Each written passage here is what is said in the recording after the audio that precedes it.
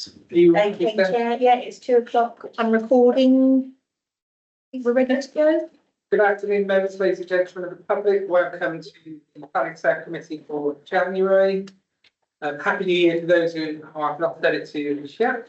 We're not expecting a fire drill today, so the alarm sounds clearly referred to one of the fire exits each side of the room or the doors you came into it. The meeting will be recorded and then uploaded to YouTube following the meeting. Therefore, any members of the public should be aware that they may be recorded even if they're not speaking. If this is likely to cause you a problem, if you could please let us know and we'll see what we can do to help. I ask everyone to switch your phones to silent during the meeting. The order of the planning will be the applications required in the order of the agenda. I will announce the agenda number. The planning officer will introduce the application and any relevant updates and provide a visual presentation. I then call on public speakers to make comment. Then we will ask for any clarification points from the officers and any questions from members. We'll then move into a debate and then members can seek any further application and we will then take a vote on the application.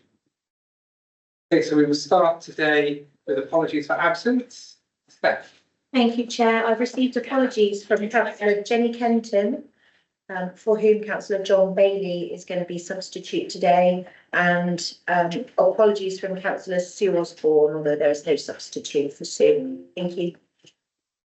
Thank you. Members happy to know the apologies from the change. Yeah. Move on to the minutes of the previous meeting. This was the meeting on the 26th of November 2024, and there was 2. That's the morning and the afternoon. Was it that one? Yeah. Members happy they've had the minutes and had a chance to read them, and if so, are you happy for me to sign the minutes? Yeah. And the 17th of December. My apologies, and 17th of December. All 3. Very much. Declarations of interest. Receive any declarations of interest in any items on the agenda today? Does anyone have any declarations of interest that they wish to raise?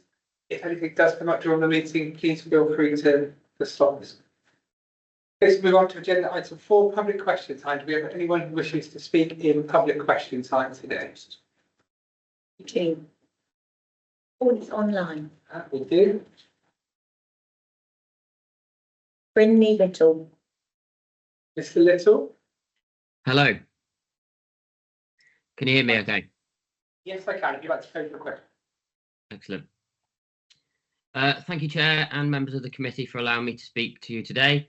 You shouldn't have to hear this, and I shouldn't feel it necessary to address you once again, yet here we are. 11 months ago, you approved our planning application for 40 much-needed homes in South Petherton. Since then, 48 weeks have passed, and we're still waiting on our Section 106 agreement and written consent. This isn't an anomaly. Of all the major schemes you've approved in the last 18 months, only 2 have signed agreements.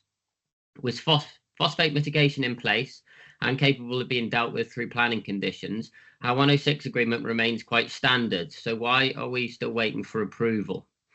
The delays are bad enough, but the way we've been treated is worse. We've submitted 3 formal complaints, sent countless emails without any meaningful replies, and we've been misled, ignored, and repeatedly given empty words, broken promises, and hollow apologies. In our response to our 3rd complaint, last week the interim area manager assured me that things would change and progress prioritised. I quote, "I can confirm that it is actively being progressed by a solicitor acting for the council. I will check that they are in contact with your solicitor. Have we received any further dialogue? No. Has the council solicitor been in touch with ours? No. Who is holding the council accountable? Where are the sanctions for this level of performance? What recourse do we, as applicants trying to make a living and have a positive impact, actually have? I'm a reasonable person. I understand the council faces significant resourcing challenges, but this empathy only goes so far.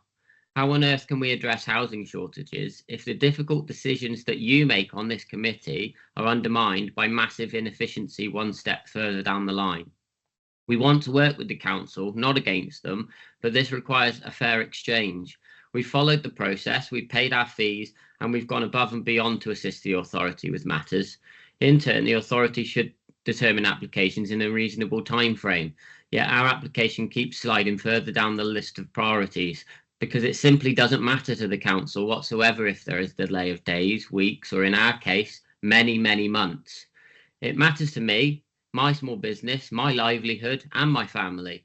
It matters to the wider community waiting for these homes, and hopefully it matters to you.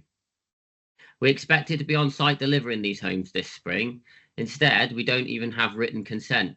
I apologise for bringing this to your attention, but I don't know what else to do.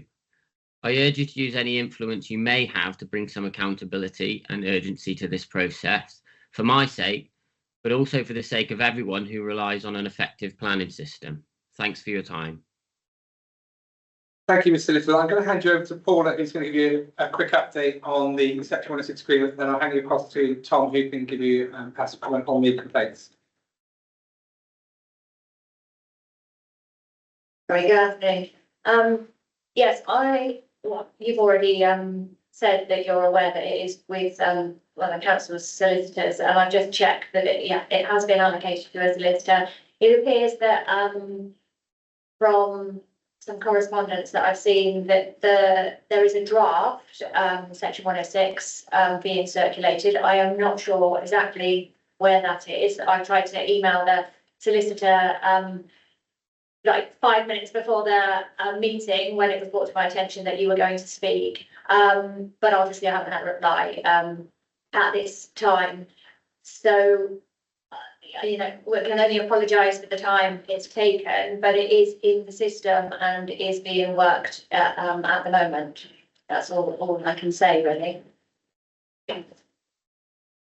Thank you, Chair. Yes, thank you, Mr. Hill, for your time on this. Obviously, we have had a backlog of cases, and as Paul and the legal representative just explained, we now are using external solicitors to work through that backlog, and we appreciate that's not ideal, and it's you and others that not be getting your consents and such for this in a timely manner. We're working our hardest to resolve that by using external solicitors. So hopefully that will give you and others some comfort. People will see that this is making progress.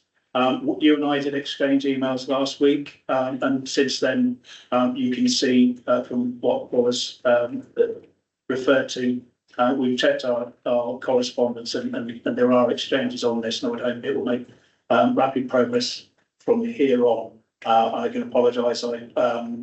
Perhaps I could have updated you yesterday, and so apologies you felt the need to come here and ask again. Thank you. Mr. Little, I will ask Tom to keep me in the loop on this, and if you wish to send me anything further as well, I will keep an eye on this and see if we can get this progressed for you as soon as possible. I hope that answers your question. Thank you. Thank you. So if there are no further public questions, we'll move on to agenda item 5, which is planning application 22/02297, outline land north of Bourne Road, Bruton. Yeah.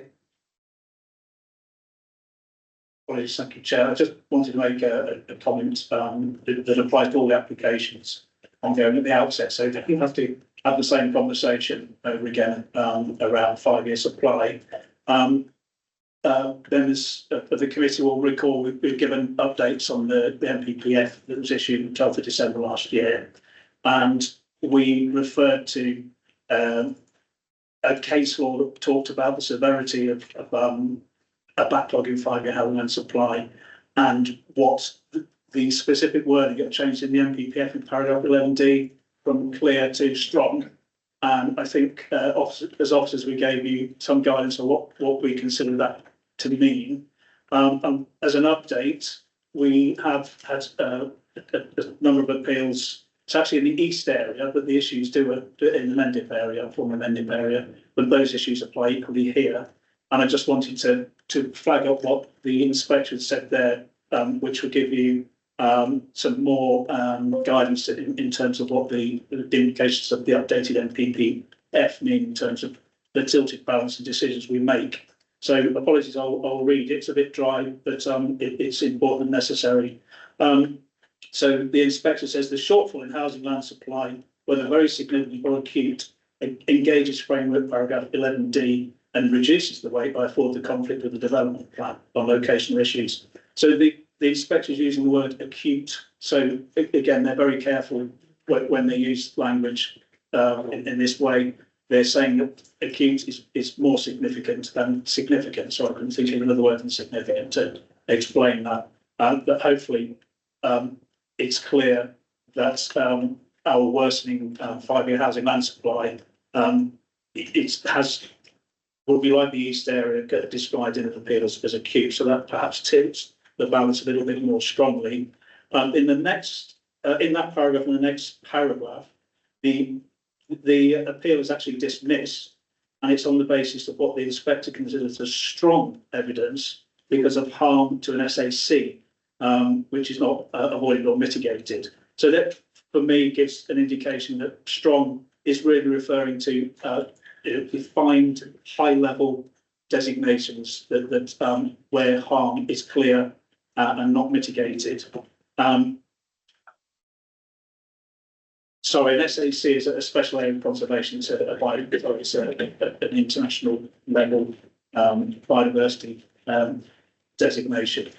So in the same set of appeals, harm to a conservation area wasn't considered to be strong. So hopefully, what I described there gives you an indication of how the planning law sees the interpretation of an acute shortage on what is and isn't strong evidence. But if you do want clarifications as we work through the specific cases today, officers can give you that, and it hopefully be clear in the report. As a final comment, I would say that the opposite views you'll see in all reports is where there's no consultative objection, the officer view will normally be that there is no strong reason or evidence that would indicate refusal is appropriate.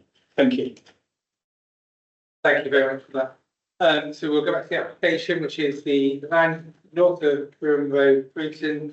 I will hand over to Catherine for the presentation.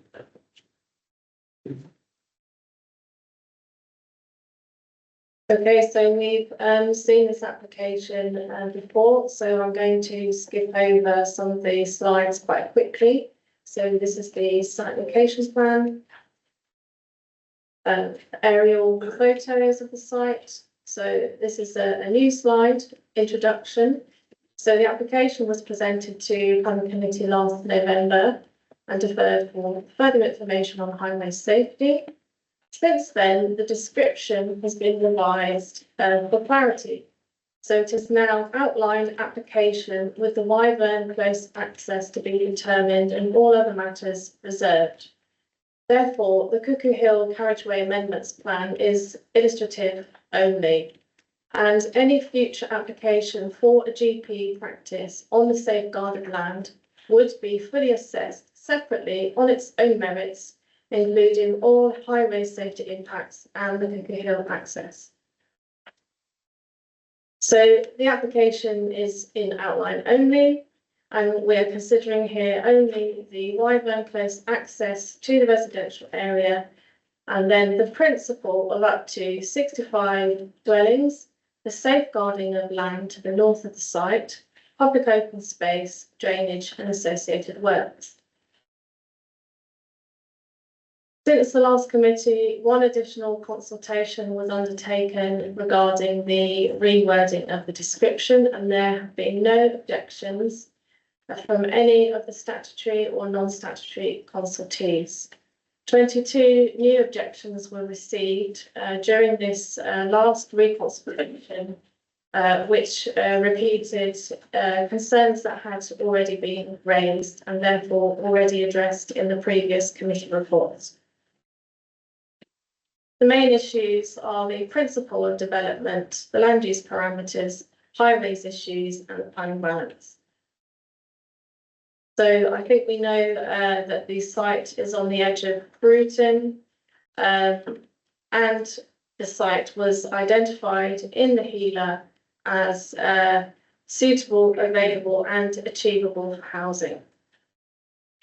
This is the walking, what's close to it by walking in terms of local amenities. And the principle, at the last planning committee, we had, as Tom has mentioned, a 3.44 year housing land supply. However, following the update to the NPPF, this has gone down to 2.11 years. Therefore, the scheme is considered to make a significant contribution to the borough-wide housing shortfall of 65 dwellings, of which 23 would comprise affordable housing. The land use parameters we looked at the last committee. I can go back to any of these slides if there are any particular questions. You can see at the top the land to be safeguarded in turquoise, and you can see on the right hand side the access to the proposed new dwellings of Wyvern Close.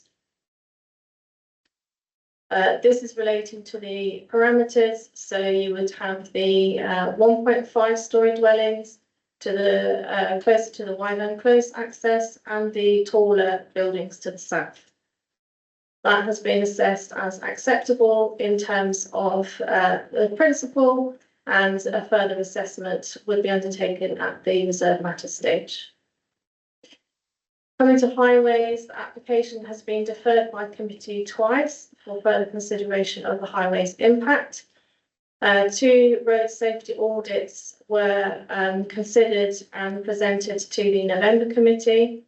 Following the November committee, a technical note has now been produced, which looked at all of the issues that were raised at that committee, such as the impact of the TROs on on-street field, the suitability of Wyvern Close to provide access to the site, RACT running through Eastfield, collision data in the local area, and the capacity of Eastfield. As we know, the road, highways, pedestrian improvements to Bree Close and Broome Road were found acceptable by the November Planning Committee under the adjacent development site application. That is regarding the highways improvements that have been approved under the other application. This slide came about following a information request from a councillor. So on the left-hand side, you'll see coming from the Wyvern Close access, people travelling by car out of the site southwards, turning east or west on Broome Road, would drive down Broome Avenue southwards. If they wanted to go northwards up Cuckoo Hill, they would go out via Eastfield. There are bollards where the yellow arrow indicates on Eastfield, so people cannot drive northwards up Eastfield to Cuckoo Hill.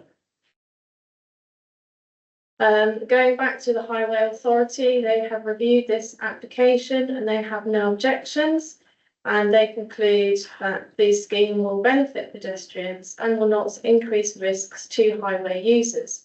Since the last committee, the MPPF has been updated, and the relevant paragraph now reads: development should only be prevented or refused on highway grounds if there would be an unacceptable impact on highway safety or residual cumulative impacts on the road network following mitigation would be severe. And in this case, there are no reasonable highways grounds on which to refuse this application. We also have pedestrian and cycle connectivity between the adjacent sites and the element of the site to the north and the existing public open space to the west. In terms of the planning balance, the revised MPPF places greater emphasis on the provision of infrastructure, including health facilities. Therefore, significant weight should be placed on the safeguarding of the land to the north of the site for a potential GP practice. However, even if this safeguarding of the land for GP practice were to be removed from the scheme, the proposed residential development in itself would still be considered acceptable and to result in significant benefits. Therefore, the tilted balance and the lack of the 5-year housing land supply would suggest that there are no adverse impacts that would significantly and demonstrably outweigh the benefits. Therefore, the scheme should be approved. The planning balance, this is a table, so we can see that the location is sustainable. The contribution of new dwellings towards the housing shortfall, affordable housing units and highways improvements are all given significant positive weight in the balance. The pedestrian and cycle connections would have moderate positive weight. Safeguarding of land in the north of the site, again, significant positive weight. The other benefits, moderate, and the biodiversity enhancements, which are over and above policy requirements, again, would be significant. You also have the financial contributions for play, recreation and education, which I've listed as modest. It is recognised that Broughton Town Council has upheld its objections, and 265 objections have been received. However, none of these are from any consultee. Therefore, the benefits are afforded great, if not significant, positive weight, and the benefits arising from the scheme would outweigh any adverse impacts. The proposal is considered to comprise sustainable development in terms of the local development plan, that is the local policy and the national policy, and the recommendation is for approval. Thank you. Thank you very much. So we move to public questions. The first person to speak is Alistair Parry, who is a local resident. Alistair, if you'd like to come and use the microphone on the end there, and when you're ready, we'll have 3 minutes.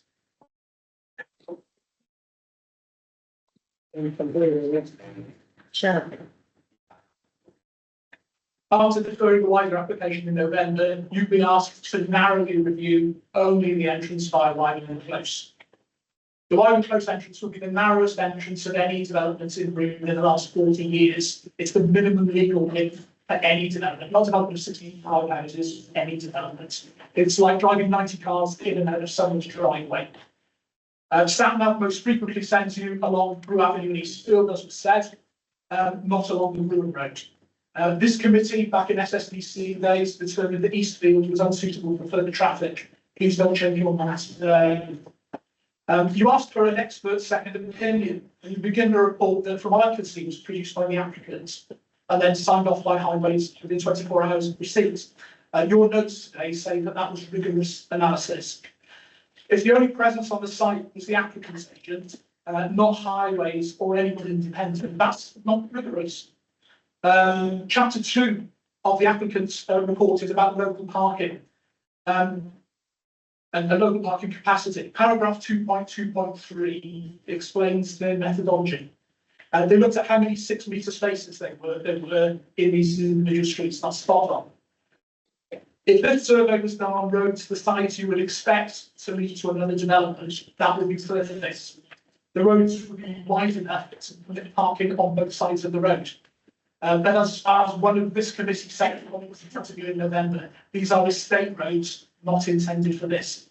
Crudely, in many of the streets under analysis, if you park all the way down the left-hand side, you can't park on the right-hand side and still drive down the middle. I'll leave a gap for that to get in. You can't drive down the middle. So crudely, when you reach 50% capacity, many of these roads are full. The nearby roads are all at or near 50% capacity. Please, could you ask the applicant or Highways or somebody independent to provide the width of the roads as well as how many 6-metre slots there are in their methodology? That will be rigorous. The applicant's expert report also confirms that Wyvern Close is a designated agricultural entrance and has had 0 accidents, so it's safe. For the last 30 years, agricultural traffic has used the gate at the bottom of the field from the Brewer Road, which is the first one you come to.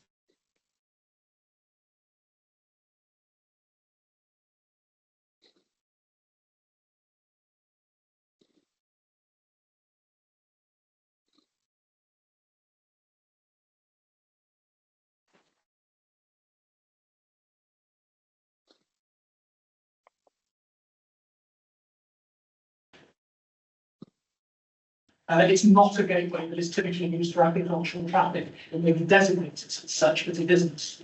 Thank you, Mr. Pang. Can I have 10 more seconds? That's the time. Okay. Thank you very much. You haven't received your independent report. Thank you.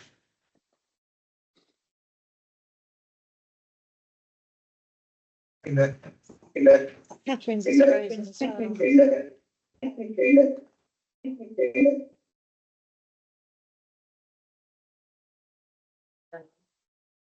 Just want to check that we are. they can hear us on the. Can I just ask, Councillor Locke, can I just check that you can hear us and see us online? Can hear you, but it's very intermittent and it's very poor quality. Okay, thank you.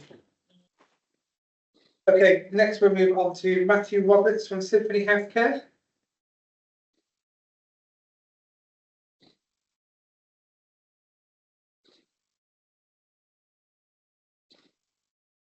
Thank you. Thank you. Can you hear me? Just press the line. Can you hear me now? Yeah. Thank you, members, for allowing me the opportunity to speak on behalf of Symphony Healthcare Services today, the organisation which is responsible for running the existing Bruton GP surgery. Firstly, as set out clearly in the officer's report, I'd like to clarify that this is not a planning application for the new GP surgery. What's in front of you is the principle of land to be safeguarded with new surgery, something which is regarded as a significant benefit by your officers. Approval today will then allow us to bring forward a separate planning application, which will be subject to a full assessment by Somerset Council and considered on its own merit. Since this application was deferred for a second time in November, more details have been provided related to the residential development, and we are pleased that Somerset Highway Authority continues to have no objection to the principle of safeguarding land to the north side for future use as a GP practice. We are encouraged by the clear statement in your officer's report that there are no reasonable grounds for refusal to highway safety terms. I'd like to reiterate that a new GP surgery is sorely needed in Bruton, with the existing practice currently 162% oversubscribed. We've explored various potential locations in the town over recent years, but none are available or viable, as said in the officer's report.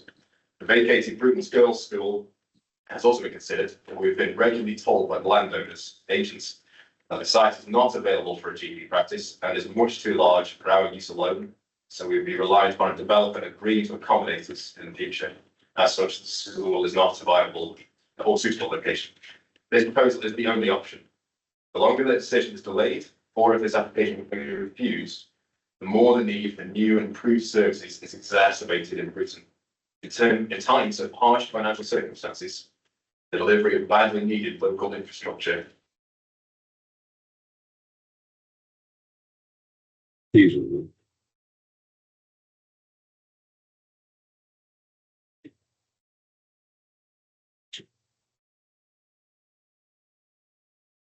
Symphony Healthcare Services.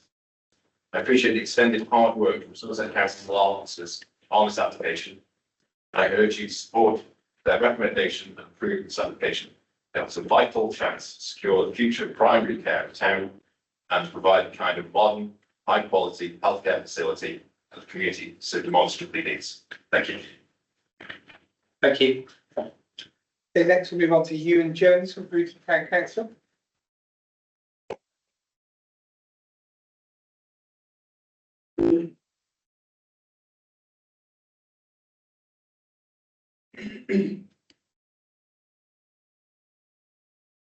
You can hear me? Happy New Year, Chair. Happy New Year. A new surgery is a priority for Bruton Town Council, and it is a priority for the Integrated Care Board. It is half the capacity it needs to be at the current site. The committee will recall the discussion on the morning of the 26th of November about how inappropriate the access to such a site at the north would be through Cuckoo Hill. The committee has been advised it should not consider that access. The town council would advise you should not consider that site at all. It would become a white elephant. Your discussion last time demonstrated it would never be developed as a surgery.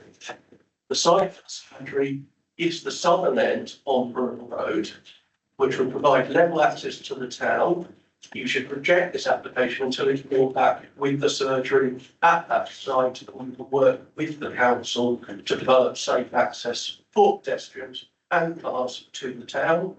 And moreover, the access should be directly off the road as the agricultural traffic currently uses. The applicant at some point has been ill-advised that access through that hedge would not be permissible on ecological grounds. It's a new hedge, there is not an ecological argument. I will also add for the committee's information, the letter presented by the applicant on the 6th of January reporting information from Knight Frank for the British School for the girls' side. It's out of date. The Charity Commission ruled on the 2nd of December that site is unavailable for the people trying to sell it. They need to go back and continue to consult on the revised charitable objects and then apply for permission to sell. So you should disregard that as well. I repeat, the site for the surgery is at the southern end and should be brought back at that site. Thank you. Thank you, Fagler. Okay. Next, Lucy Trimlaw is one of the ward members.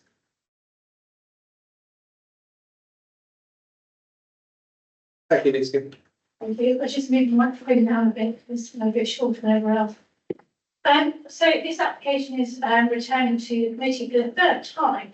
The key difference between this time and the last appears to be the removal of consideration of access to the land safeguarded for the doctor's surgery.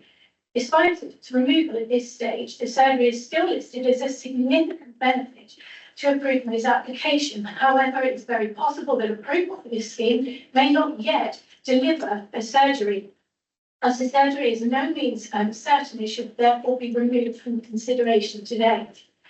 The committee should only decide today whether 65 new dwellings should be constructed on this site with access via Wyburn Close.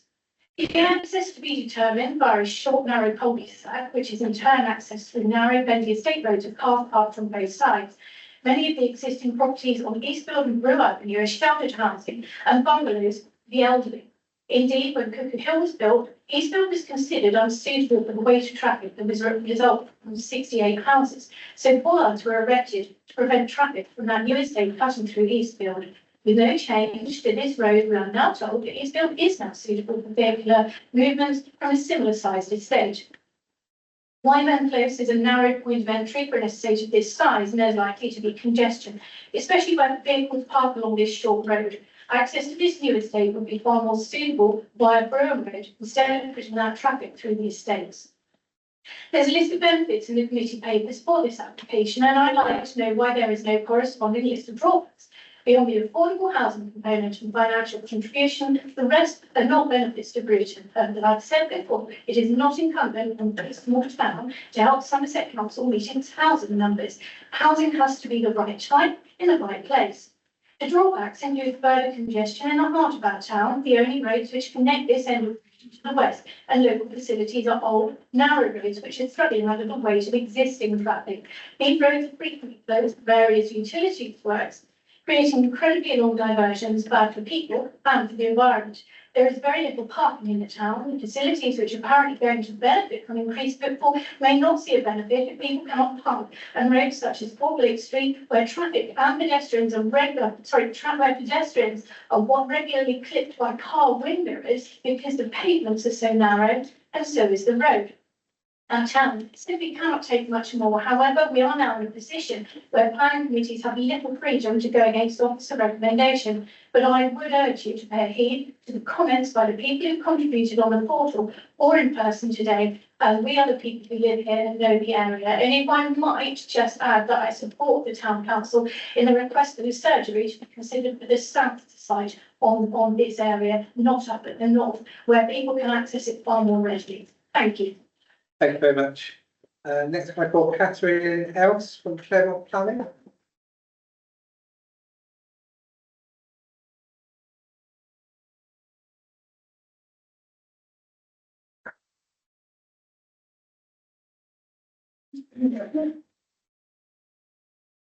Thank you. Good afternoon, members. I'm back again. Catherine Else of Claremont Planning, representing this application today for approval.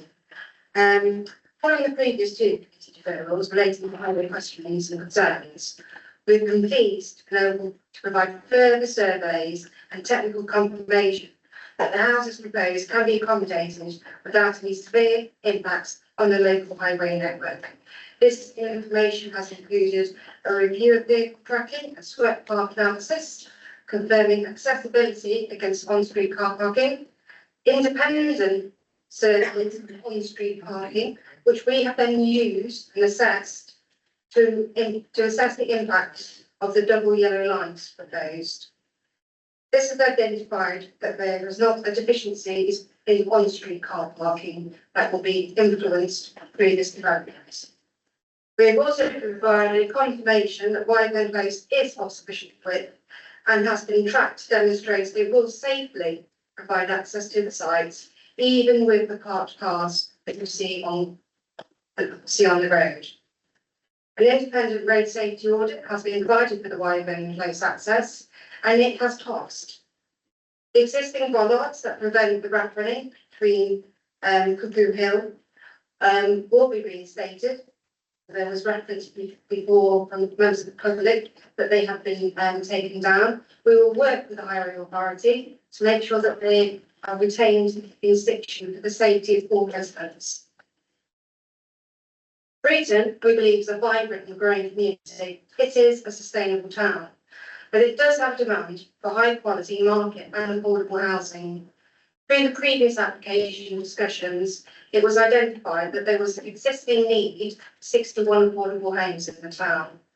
Our development will contribute 23 affordable homes to this need and meet the local need at town.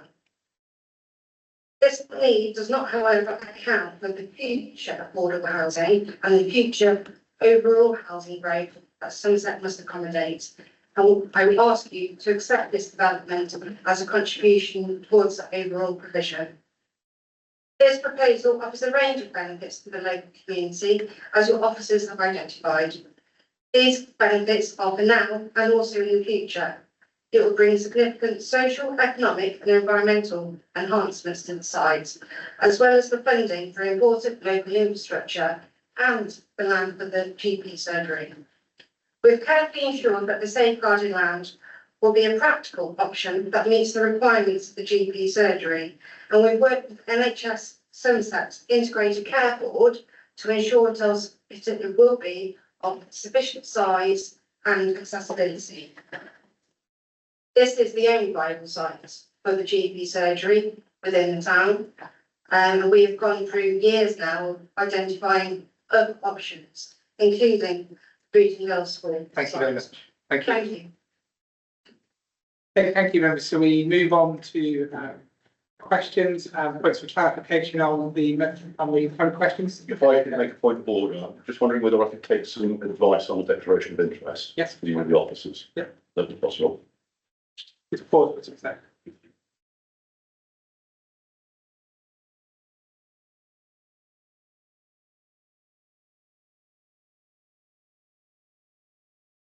Good.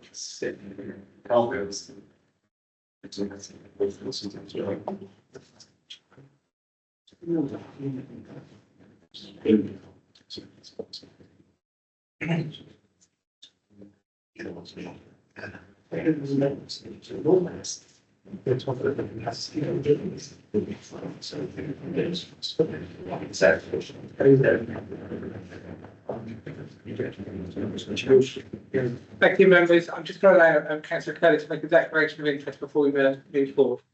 Thank you, Chair. Just to clarify that I think this comes down to some highways issues. Best friend of mine happens to own the company Merge Transport, which seems to be quite integral to this. So I'm going to declare an interest and recuse myself from the vote. Thank you. Oh.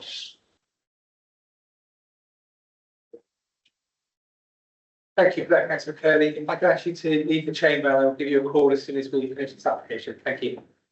Okay, so back to members' questions for the officers and points of clarification from members of the public. See. Just to ask the officer, to simplify the argument you made, is it reasonable to say we ignore the safeguard? If we ignore the safeguard land completely and assess this as just bottom of the field of the site being built the houses, it would be still your recommendation to approve. That's correct. Thank you, councillor Webb. Thank you. Is it possible to have the main nub of this, discussion up on, can we have see the photograph of, Wyvern Close, please, with the cars parked in it? I think it is something we all ought to see. Again, The only photo I have on the presentation. I think last time we were looking at Google Street View. no, we've actually, well, we have heard this a number of times, so it's difficult to say. But there was a photograph of Wyvern Close from whatever the other road is, I forgot, looking towards the farm gate. Is it this one? Bit closer, yeah, it was one of those type of photograph, but Was there a question in there? The one on the left is Wyvern Close, looking out to the next slide. you can't blow it up at all.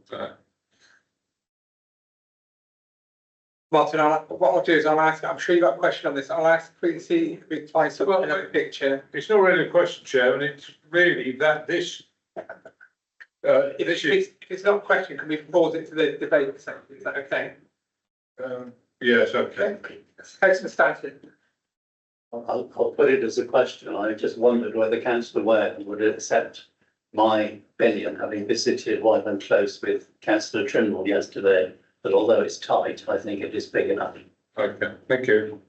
Okay, I'm going to be quite rigid here and go for questions. Councillor Best. Yeah, it's just on the, obviously we're safeguarding the site for the, is there any risk of predetermination by doing that?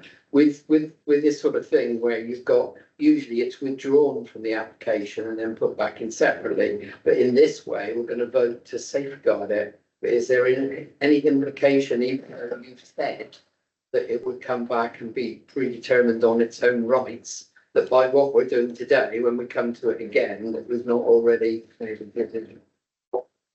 No, because this is only looking at the principle of potential use as a GP surgery, and it's very clear that not even the access is subject to assessment under this application, and that's why the description of development's been slightly reworded to make that completely clear. So any application for a GP surgery would require either a reserved matters application under this outline or a brand new full application, and the access and all highway safety issues and all other issues would be fully assessed at that time with all the information, how many staff, how many patients, etc., etc. Okay. Thank you. If there are no further questions, Thank you, Chair. Just a question really about that was raised by the Chair of the Bristol Town Council about moving the GP site down to the southern end of this. Has that ever been looked at? Sorry, I wasn't at the last meeting, so it's new to me.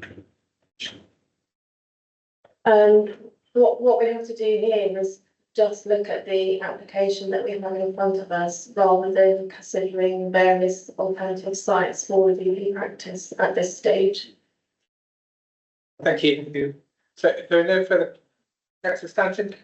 Sorry, can we assess how high the risk is or how low the risk is that there never would be an application from Symphony for a GP practice in whatever site? I'm guessing that the problem you've got that is what you're asking the officers to do is have a crystal ball. Yeah, absolutely.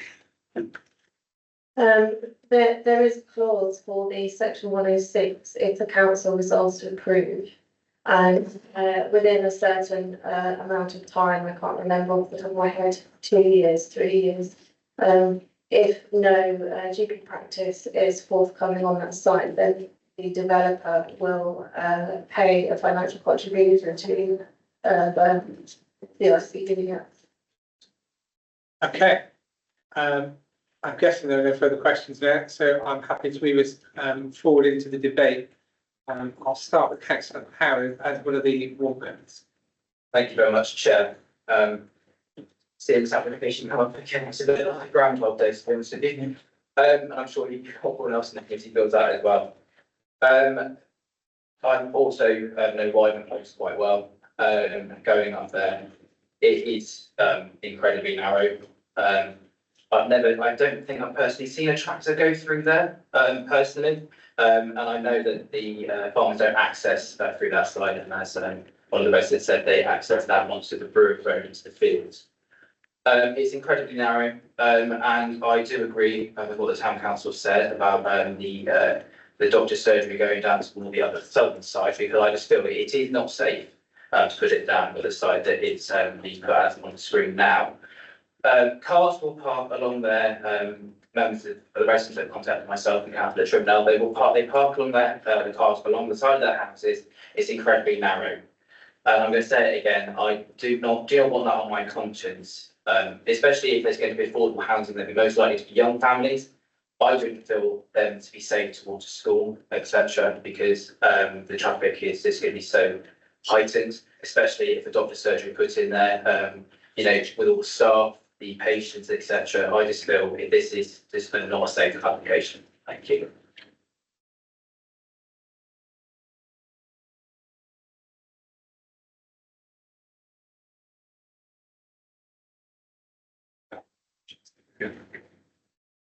Thanks for seeing. Thank you, Chair. I've sat through all bar one of the hearings on this one, I think. And it was me that put the resolution to defer it the second time for more highway advice. And of course, specifically around the surgery, I'm content that that's not part of this consideration now.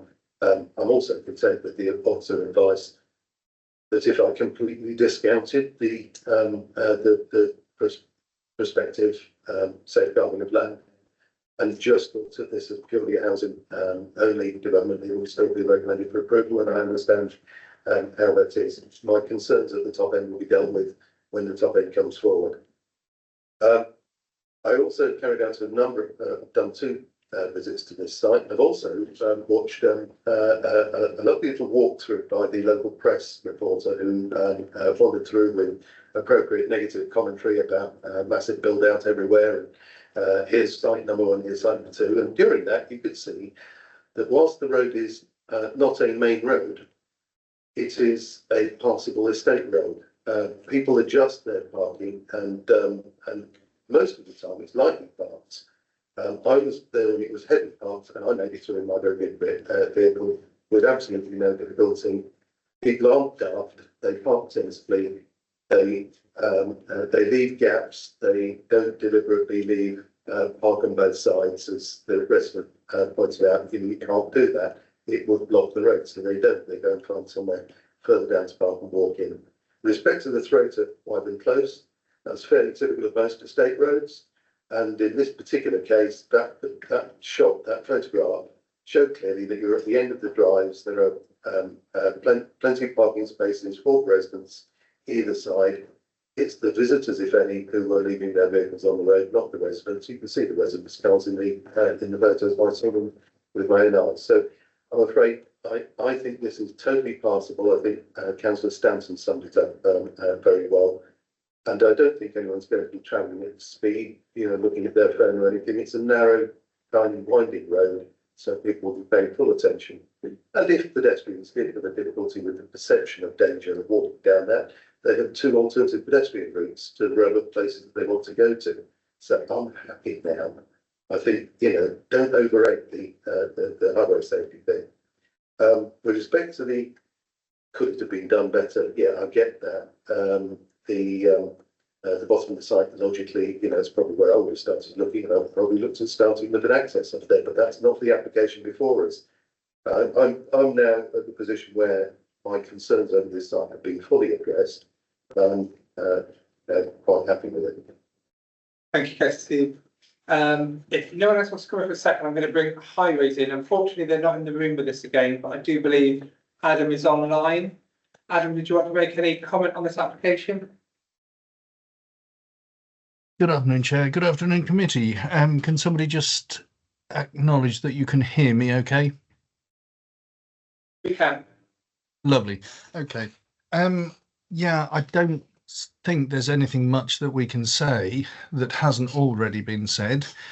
There have been, over the course of quite a few years, a number of assessments from us, from our construction officers, from our safety officers. There has been independent road safety audit undertaken on this one.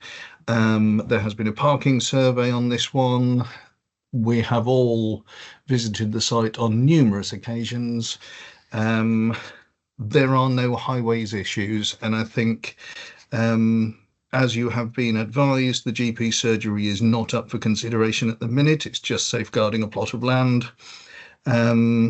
We can look at that as and when it comes forward. So from a highway point of view, bearing in mind also you have as a committee accepted the scheme of highway improvements, pedestrian footway improvements on Broome Road. All I can honestly say, Chair, is we are still content that this scheme is not going to create a severe highway safety issue, an efficiency issue, and there are no grounds there are no highway grounds on which to base any objections. Thank you. Members, Councillor Page. Thank you, Chair. I think I'm new to actually hearing this particular application. I don't think I attended the meeting in November. Having heard all the different contributions, I think I'm with Councillor Seed that narrowly I'm probably in favour of supporting this application, having heard particularly the planning officer's presentation. Thank you. Thank you. Councillor Wales. Yeah, thank you. And I'm not quite sure how many times this has been in front of a committee. I've certainly heard it in my old stance in area West, I think twice. I'm not over sure, but it was, and in each occasion it was turned down on the width of particularly Wyvern Close as being unsuitable. And I believe I may be wrong, but I think it went to appeal on one occasion. I'm not. The lady's shaking her head behind you. Shaking her head. We didn't go to appeal. Anyway, so we are. Us who've been here a fair while have got to sort of overturn opinions which we came to on this site on other occasions. But I understand that things have changed, and I'm having great difficulty changing my mind on what we voted last time before, or whenever it was. The fact of the matter is, this was an estate built, I don't know when, in the 70s, I suspect. And the roads are, as been described by everyone, estate roads. They're not built for through traffic, they're estate roads, but I'm afraid, having heard all the opinion of our experts, I will have to say that I may actually on this occasion support the officer, but very reluctantly. Thank you. Thank you. Councillor Stanton. Thank you, Chair. It's good to hear a member who's heard this many times coming to that view. First time for me, because I've only just joined the committee. I just wanted to add the point that there is a bus route going through these estate roads. The bus is pretty wide. I think that's a relevant point. Yeah. Thank you. Councillor Best. Yeah, I think one of the things for me that in the last time we had it was the doctor's surgery more than anything else and the implications of that. Slightly disappointed it wasn't completely withdrawn, but we've had reassurance now from the planning officer that passing this doesn't give us any set in stone that, you know, we're halfway through to approving the doctor's surgery in the location. So I think in this time, I think I would change that. That's good. Correct me if I'm wrong, Chair, but I'm looking at what's in front of me. I don't know what this word GP surgery means on this application. To me, it's void. However, what councillor Steve was saying, I want to back up because we are not highways engineers. We're looking at what's put in front of us. We've had a definitive report from the highways engineers that they're happy. I don't think we're qualified to even go against them. So therefore, I don't know if you propose this or not. If not, I will propose this goes ahead because we're not here to talk about GP surgeries. We're here to talk about what's put in front of us. Correct me if I'm wrong. Thank you, councillor. Can I just clarify then that you're putting a proposal forward and to approve it as per the officer's recommendation? That's correct, Chair. Thank you. Before I move any further, can I just check there's no one else that wishes to speak? If not, I'm going to move for councillor C to second the proposal. Happy to second, Chair. Okay, so we have a proposal and a second on the table. Can I have a show of hands for all of those in favour of the proposal?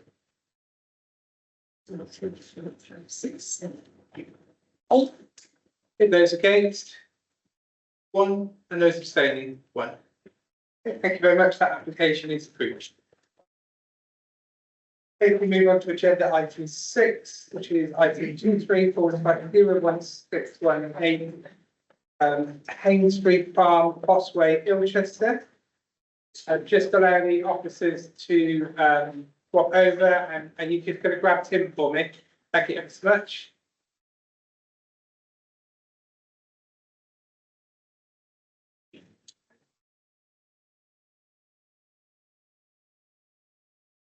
It's Sarah, a minute to take that. Make sure. That's the Duco Kempty thing. We've been here before. I'll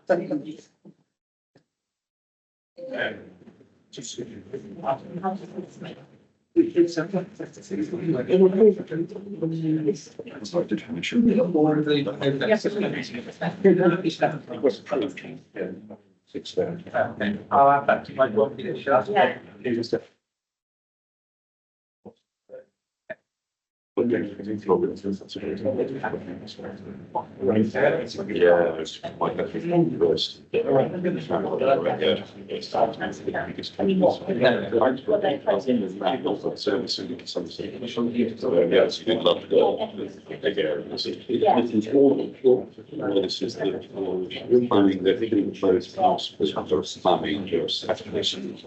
Okay, we're just waiting for Steph to come back and literally just let people out. Yes, you're right.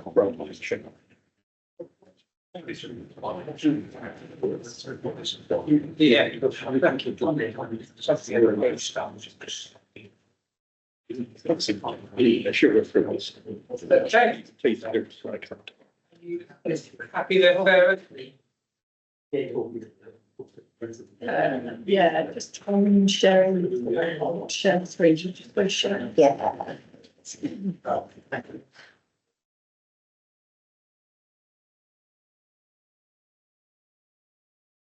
Who's going to?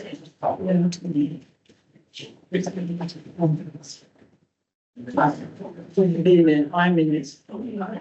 If I come out of it, I must come out of it. Because I am unplugged my shoes. Sorry. Yeah, you've got that.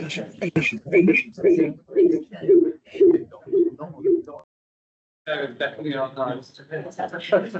That's fine.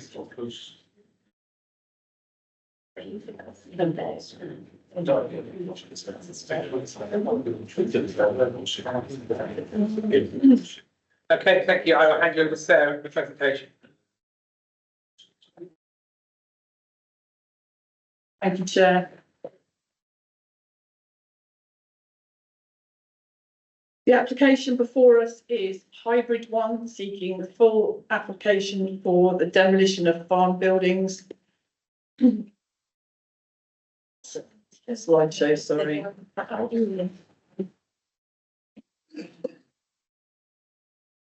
Oh, no. Yes, a bit better, again, yeah. Thank you, apologies. The application, hang on. I put resident screen. Oh yeah. The application is a hybrid one, seeking full application for the demolition of farm buildings, creation of access, landscaping and associated works, and an outline part with all matters reserved except for access for the erection of 200 dwellings, 1 hectare of employment land, 0.5 hectare of local facility land, public open space, landscaping, pedestrian and cycle access and associated work. The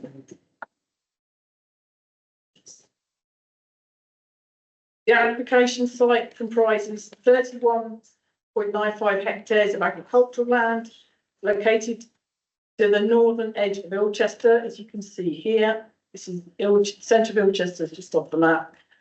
This is the A303. You can't see my cursor. But the A303 goes on the northwestern boundary. The site is roughly triangular in shape, and the site is flat with views to the A303 for the western boundary. If I go to, this is the section, this is the majority of the site is covered by the full part of the application, which is outlined in blue here. And the area in purple is demolition of the farm buildings. So that's all covered in the full, with the smaller section to the south marked here in red. I think it's red. Yes, red. Which is the outline, which is the housing and employment land and community land. The full application, if I go to that one, the full application includes a number of elements, including creation of a 24-hectare nature reserve, comprising a mixture of public access and areas protected for wildlife, the construction of a 4 to 5 metre bund to the northern site boundary with the A303, equipped play facilities.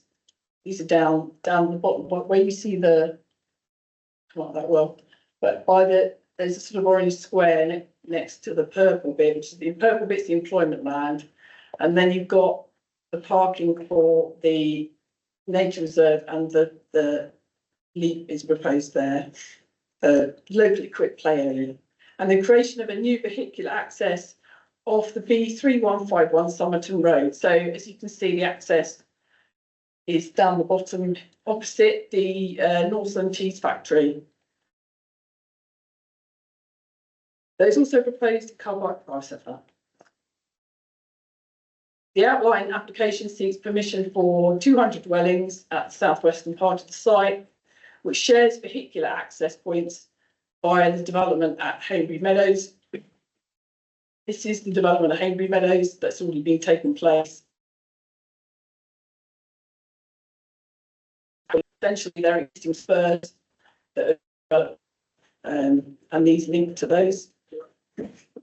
Hornbeam, Hornbeam Vale and Hawthorne Place. I think the proposed employment land and community use are proposed to be accessed via the main access onto the B3141 Somerton Way. So you see the purple area is the 1 hectare employment space, and the proposed potential community land is in red, and they're both accessed with the same access down onto the B road.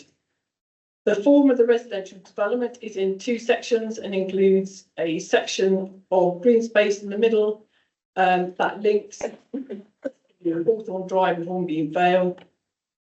So this is the section, this links up to the open space that exists on the Hainbury Meadows site, but linked by vehicular access. So in terms of principal development, Ilchester is classed under policy SS1 of the adopted local plan as a rural centre and has a range of facilities within it. However, the site is outside the settlement of Ilchester and therefore is classed as open countryside. The site lies in flood zone 1, is within the Yeovilton Airfield Safeguarding Zone and has an area of archaeological interest, and is also within the Somerset Levels and Moors water catchment area. And the Foss Way, which is the public right-of-way, runs along the eastern boundary of the site. And there is a proposal for pedestrian and cycle access onto there. As a competent authority, the local planning authority is required by Regulation 63 of the Conservation of Habitats and Species Regulations 2017 to undertake an appropriate assessment of the implications of the development in view of the unfavourable levels of phosphates within the Ramsar site. And a phosphate mitigation strategy has been submitted, which includes land use changes from dairy farming, which would result in a decrease in phosphorus in the catchment, and upgrades are proposed in the Wessex Water Treatment Works. And the shadow habitats regs assessment demonstrates that the applicants will be fallowing land as an interim mitigation measure, and the fallow land management plan has been provided. And both the councils, ecologists and Natural England are satisfied with the proposed strategy, which will be controlled by a Section 106 agreement. And as such, the appropriate assessment of Regulation 63 of the Habitat Regs is deemed to be passed. It's worth noting that the site itself was included in the local plan review of the South Somerset local plan as a preferred site for housing. However, that process was stopped due to the council becoming a unitary authority, but this does have some weight. And as we heard before, the council's 5-year housing land supply is currently at 2.1 years. There is some confusion in the report because I wrote the report before that number came out, but I'm updating it now to 2.1 years. And since it is the case, the tilted balance of paragraph 11D of the NPPF applies, and as such, the housing policies in the local plan are considered out of date and therefore have limited weight. The housing element of the site extends recent development northwards, and the current proposal links to this via vehicular accesses at Hawthorne Drive and Hornby Vale. Ilchester is defined as a rural centre with a number of public transport nodes, with a number 54 bus that goes into the centre within bus stops within walking distance of the housing and the employment site. And as such, the location of the site is seen as a sustainable one. With regard to employment policy, the local plan requirement is for 1.02 hectares, and there have been no completions in the plan period, and therefore the proposed employment land would fulfil this local plan requirement and therefore be in accordance with the local plan. And policy EP15 supports the provision of new community facilities, and as such, there's no objection to 0.5 hectare local facility proposed. With regard to highways, proposals seek permission in this application for one vehicular access onto the B3151 Somerton Road, and that's the one opposite the Northlands Cheese Factory, and 2 vehicular accesses onto Hawthorne Drive and Hornby Vale, which links up to existing residential development. And a 2-metre footway is proposed to be provided from the southern arm of the proposed access junction, linking with the existing footway close to the zebra crossing.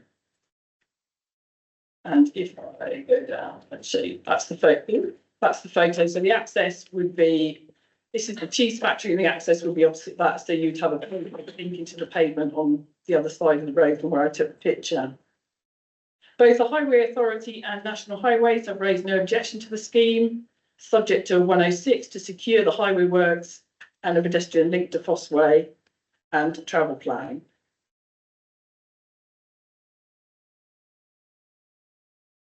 The site is flat with extensive hedgerows, restricting views from Foss Way to the east and restricting views from Somerton Road to the south. Views are afforded of, as you can see here, a recently built development, and to a large extent, the landscape character of the area has been changed by the A303, which runs across the western boundary, which I'll take a picture of. There you go. You can see the A303, which runs across the western boundary of the site. And the proposal includes noise bunding for the A303, retention of existing vegetation, and extensive proposed tree planting and attenuation features. If I go back to that one, this is the landscape plan, which shows the outline of the nature reserve and what's proposed there. This part of the site will remain open and will retain the landscape character of the area. The outline housing element indicatively shows 2 parts of the housing element separated by an extension of the public open space for the existing Homeby Meadows, but linked by vehicular access. The layout mirrors that the adjacent recently developed housing site. Two laps are proposed in the housing site with one lapsed local area of play, with one larger local equipped area of play by the car park or the nature reserve. There are no ecological or drainage issues that cannot be resolved by Section 106 obligation in the case of phosphates and conditions. There are significant archaeological remains on the site on the proposed nature reserve, but South West Heritage Trust satisfied with the geophysical surveys undertaken subject to a condition. Effectively, there's no groundworks proposed in the area of the significant archaeological remains, so the archaeologists are happy. With regard to residential amenity and future residents, a noise bund is proposed for the A303, which in any case is approximately 170 metres from the nearest proposed dwelling. Both the MOD and the Defence Infrastructure Organisation raised no objection to the proposal, subject to some conditions regarding the type of planting proposed. Planning obligations have been negotiated to mitigate development in accordance with paragraphs 57 of the NPPF, and these include policy compliant affordable housing, 35%, which equates to 70 affordable units, 423k for early years education, 635k for primary education, 169k for special needs education, but there's no requirement for secondary education.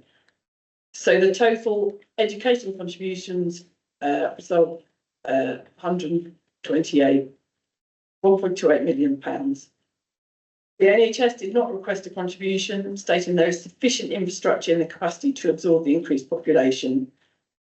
For open space and sports facilities, the contribution includes equipped play space at the Great Play Orchard area of 169k, and youth facilities in the area, probably the Great Play Orchard area, but possibly elsewhere, at 33k, and for playing pitches, the contribution is 78k to Ilchester Sports Field, including 144k for changing rooms. And including the commuter sums, this contribution equates to 602k. The other contributions include phosphate monitoring and highway works to the new access junction, new footways, and a travel plan and a link to the Fossway. So in terms of the planning balance, given the tilted balance of the NPPF and the fact that this site is a sustainable location, provides affordable housing, and the site was included in the review of the South Somerset local plan before it was stopped by the Unitary Authority, and as such it is an acceptable, officers consider it is an acceptable location for housing, and the principal development is considered acceptable subject to the Section 106 obligations and recommended conditions. Thank you. Thanks, Sarah. So we move on to our public questions, and we start with James Colton.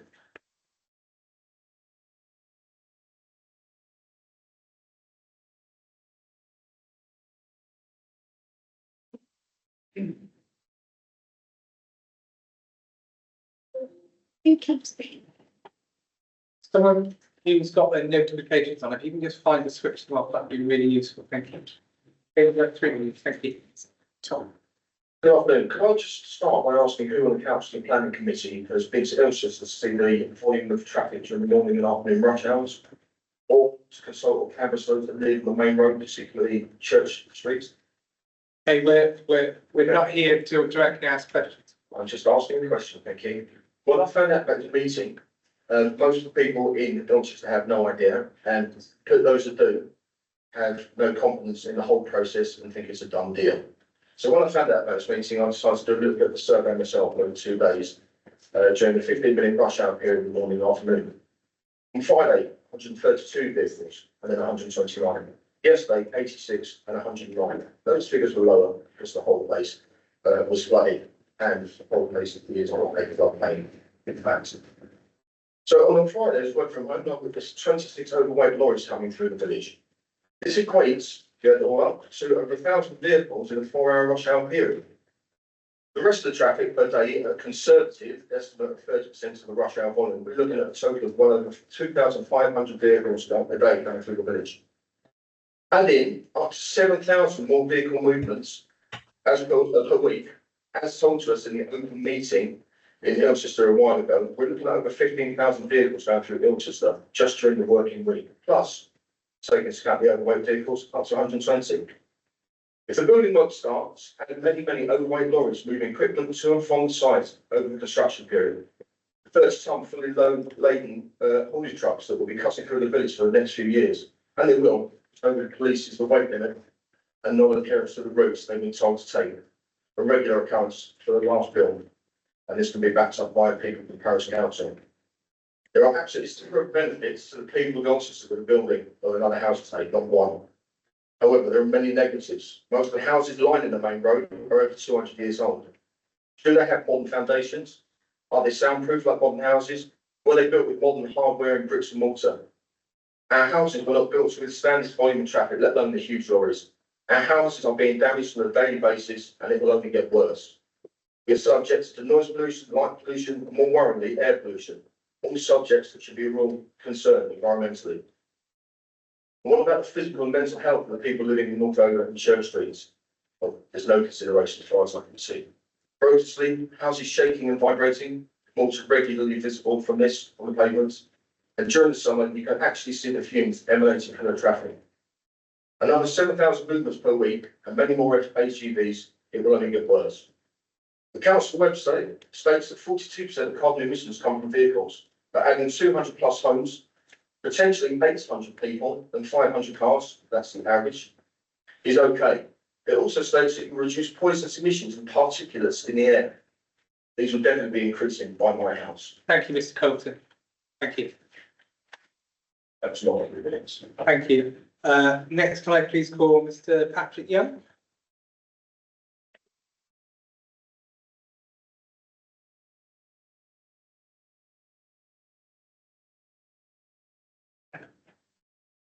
Thank you. Chair, councillors. And thank you for this opportunity to talk about the hybrid application at Hainbury Farm in Ilchester for up to 200 homes and a nature reserve. Hainbury Farm has been in my family for over 100 years, and we're the last generation to be involved. As a result, we always wanted to leave behind a legacy that's of real quality and that meets the need for housing in a sustainable and affordable way that are consistent with. We've consulted the local community through letter drops to over 1,000 homes, a dedicated website where local people could leave feedback, and an open day where people came and discussed the proposals, and where much of the feedback was very positive, including one young couple I spoke to who were excited by the opportunity to own a home of their own. And we've adapted our plans over the last 2.5 years. We know there are concerns about traffic and about the impacts on the local school and about the impacts on availability of healthcare.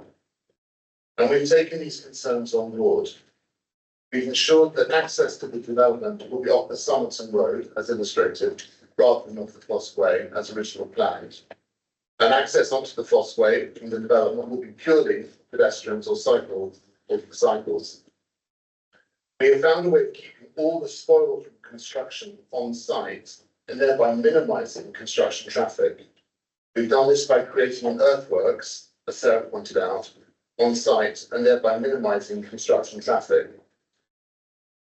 That will screen off the A303 from the nature reserve and the development. And we've included the car park, so there will be less pressure on parking. Following discussions with the head teacher and the local authority, we've agreed to make a considerable contribution, as has been pointed out, to meet the needs for additional resources in early years, primary and special educational needs. We've also allocated land that can be used for a doctor's surgery for community facility land, and we've allocated employment land so that local people can work as well as live in the community, thereby reducing the traffic that could otherwise be created by the development. We're also committed to creating a nature reserve, as has been seen, of 60 acres, which will be a wonderful resource for wildlife and the local community. and one that will significantly improve the natural environment and which will be left in perpetuity as a protected resource for the future. You don't have to take my word for it, councillors. Building with Nature, which was set up by the University of West England and the Wildlife Trusts to create better places for people and wildlife, has accredited the residential element of this application with a design award for the amount of access that residents will have to green spaces and for the linkage to public transport. They've given the Nature Reserve a full award for the detailed application, which will include new woodlands and improved drainage and ditch networks and wildflower meadows that will protect and encourage biodiversity and support phosphate and carbon capture. Thank you, Mr. Yen. Thank you. I call Mr. Galloway from Colchester Parish Council.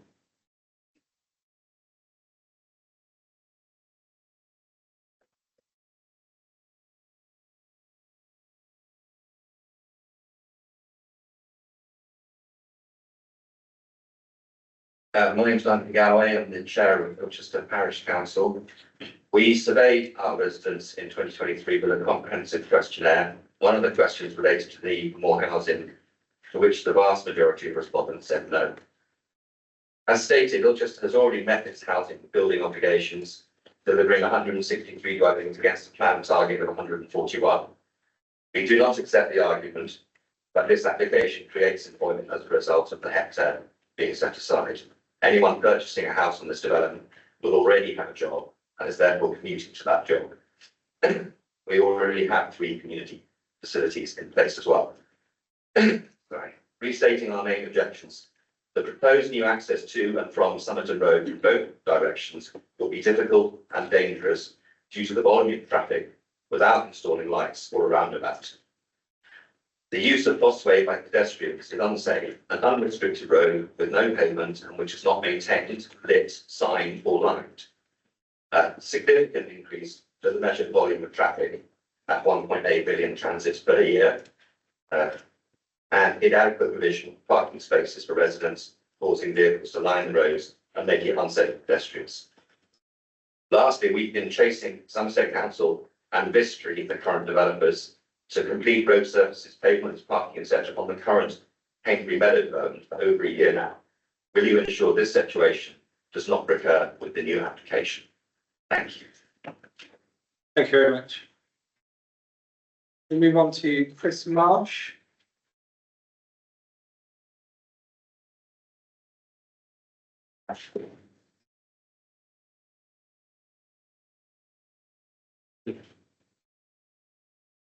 Thanks, Chairman. Good afternoon. Thank you for the opportunity to address you this afternoon on behalf of my client, Mr. Patrick Gunn. In respect to this hybrid planning application for a combination of residential, commercial space, and local facilities alongside an extensive nature reserve and all supporting infrastructure. You've heard separately the applicant in relation to the nature reserve, ecological conservation, including proposals achieving 2 separate building with nature accreditation systems and significant community benefits to development. So let's briefly outline some of the other planned matters for your consideration this afternoon.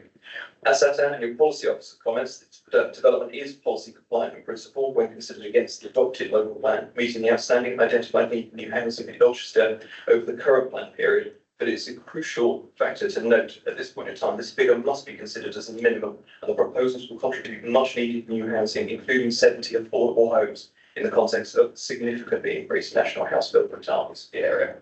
Moreover, provision of housing, commercial space and location reflects the strategic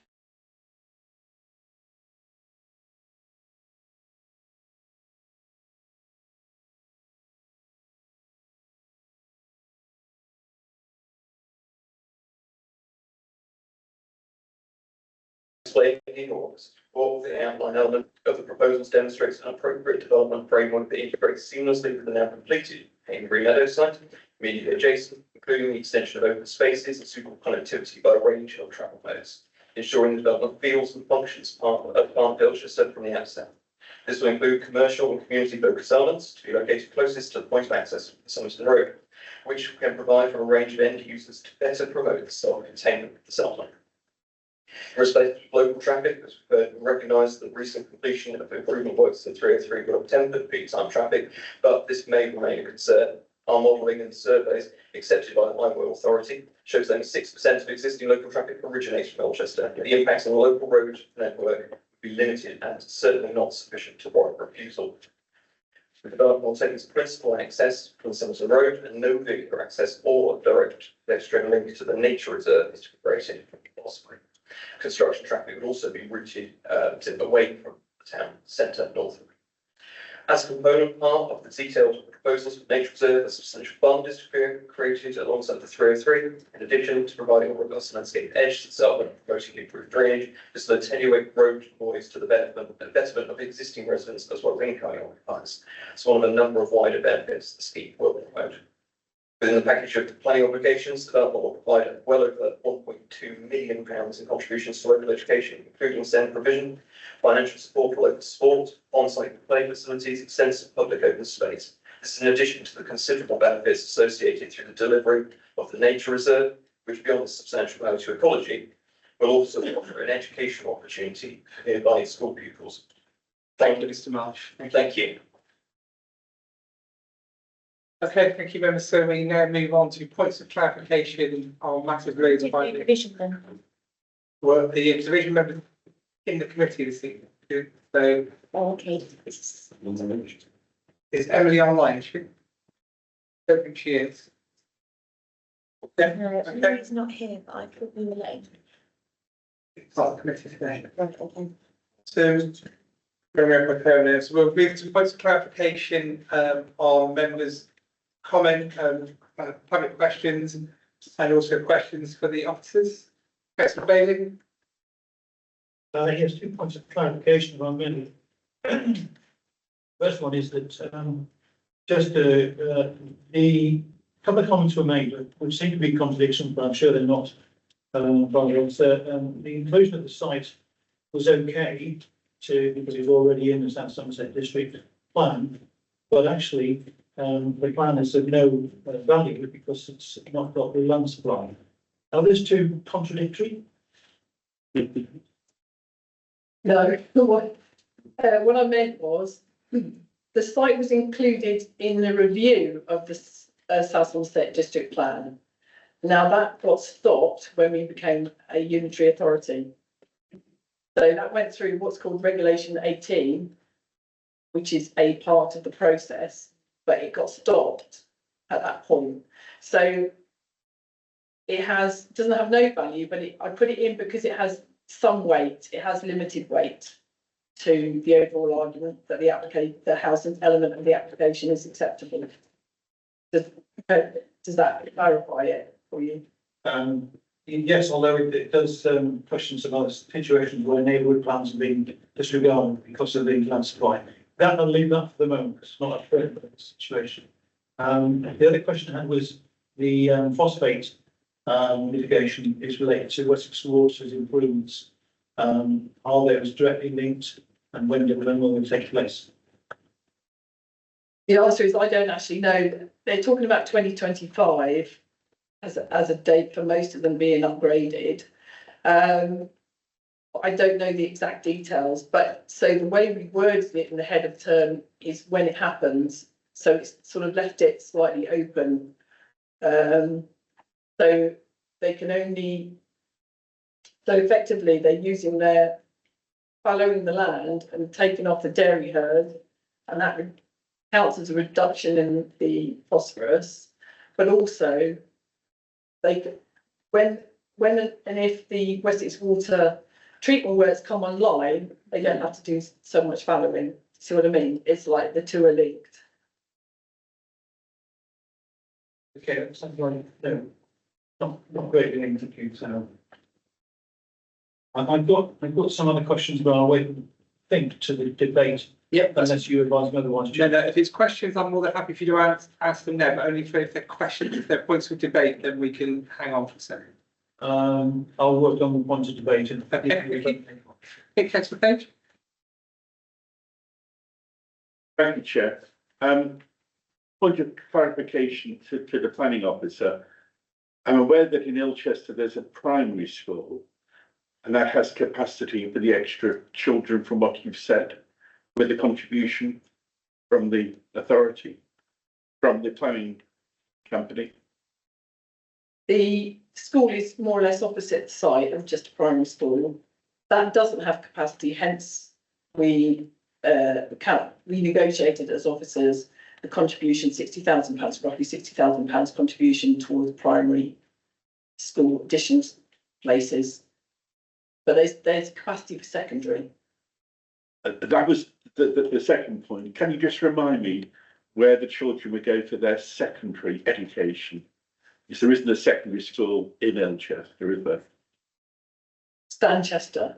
Manchester. Any, Mike Castleman? Yes, clarification on a couple of points. The 303 is a national highway, and they are one of the statutory consultees, I gather, but well, they are. So, has there been a recent inquiry with them or about flooding of the 303, which is extremely relevant at this moment, particularly in that area? And the second point is the other statutory consultee is the Ministry of Defence. And I read some of the documents within the website, and there seems to be a concern and asking for a condition in relation to bird strikes. And there is certain, on that document, there is certain birds which they say they should try and keep away, which is pigeons, for example. And I just wonder how will that be a condition, or because the nature reserve seems to suggest birds. But anyway, I read it in the papers on the website, and I just wondered if they will be conditioning this about bird strikes. And there is also a condition, I believe, about the glazing and something to do with the building construction has to be of a special nature because of the use of the airfield nearby. And will that be a condition, or will that become up in the next year? Thank you. So to answer those questions, the National Highways were consulted and they requested conditions regarding geotechnical reports,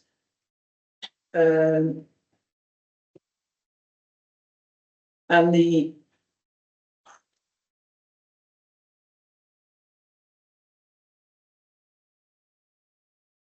commencement of construction management plan. But I think it's the geo. Oh yeah, no, the second one, which was conditioned, is about new drainage. Prior to commencement development, hereby permitted full details of new drainage and its location. So will be submitted to and approved in writing to the LPA, which is us, in consultant with the Strategic Highway Authority, which is them. So that's the condition they requested. In terms of the MOD, they have got an issue of bird strike, and the issue is they don't want large bodies of water or fruit-bearing trees, which the ecologist wasn't very happy about that. But in the end, I put a condition on. We haven't got any large bodies of water. We've got some attenuation, but those are not really ponds. They're small bodies of water with plants within them. I can find the condition, but we conditioned it. So we're requesting, as part of the nature reserve, we request the landscaping and tree planting scheme on site, so we can make sure that they don't include any.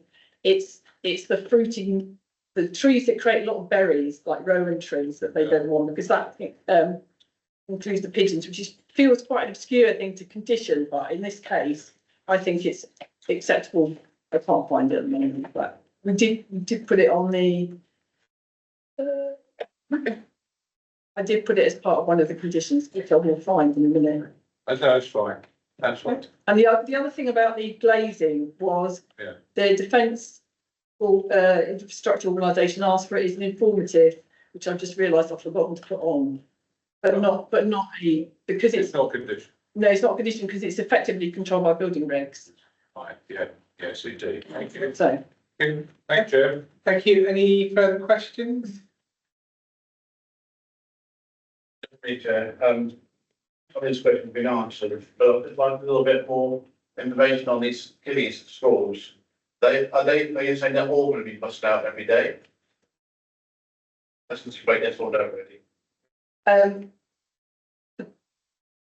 all we know at the moment is we've negotiated monies for extra capacity at Ilchester Primary School, and the secondary school kids will go to Stanchester School.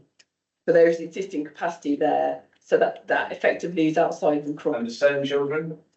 I don't know what's going on though. Fine. You've never explained to me about this number 54 bus, which I thought was it's not set in stone, that route at the moment.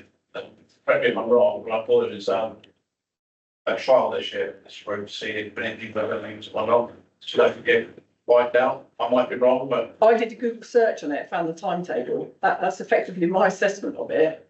I don't know, I'm bringing up some local knowledge now. Yeah. It does go past my house, and I know for the fact that it's temporary to see how many people will use it. And it could be taken away just like that, so that's a big thing to this application where the routes going on that.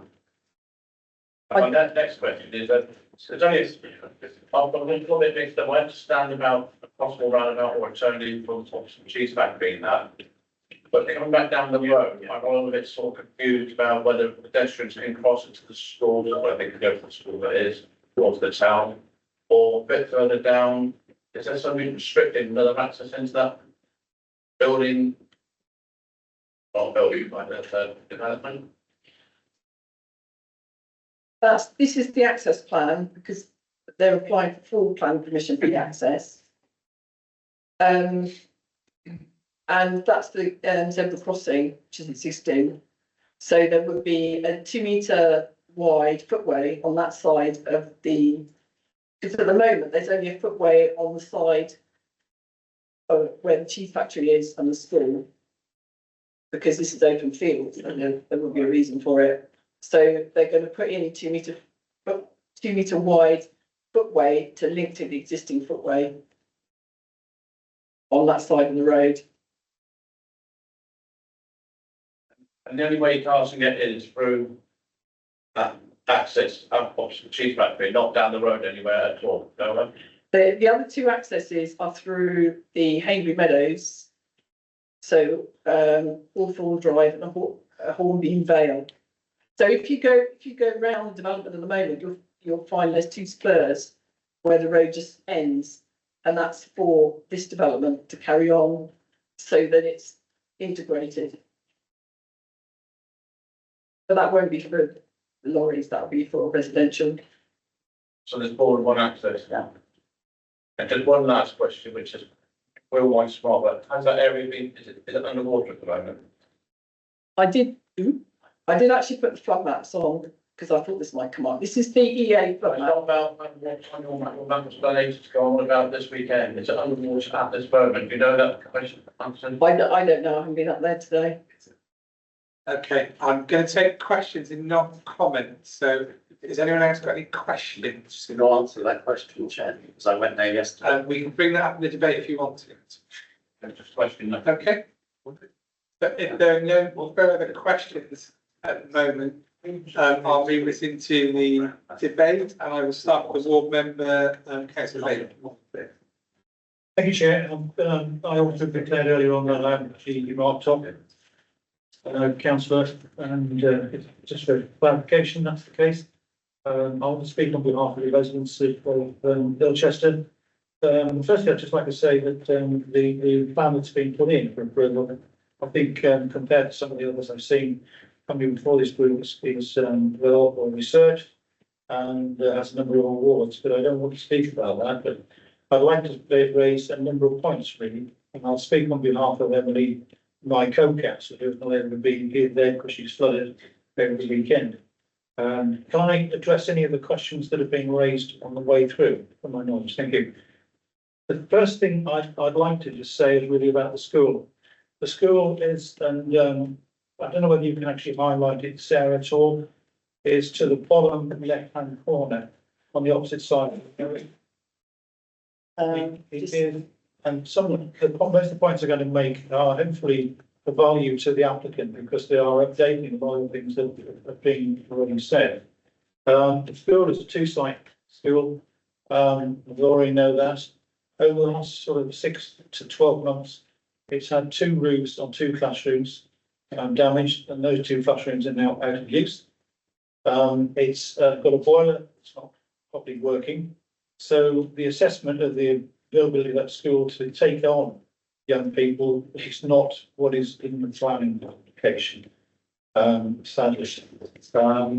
It's also becoming an academy at the end of this year, and therefore will change from the LEA to an academy. So, but it is very close, and I think if the point I made about the site is that it's just really across the road from the development. The second thing I'd like to say really is, and it was mentioned by the chair of the parish council, is that they commissioned and funded a parish survey in 2023, I think it's right, to say, to look at what was required within Ilchester. And one of the results of that came out was that we have been working with what's been called the Ilchester traffic strategy. And that's a combination of Somerset, myself, Somerset officers, council officers, and parish council members as well. A number of things have come out of that, which actually I'd like to bring forward. Firstly is that the Green Lane, which is the access onto the Foss Way, the old Foss Way, which is part of the pedestrian route out of the proposed development, has actually been put forward for Green Lane site, which would actually hopefully improve the situation from anybody wanting to use that pedestrian or indeed a cycleway.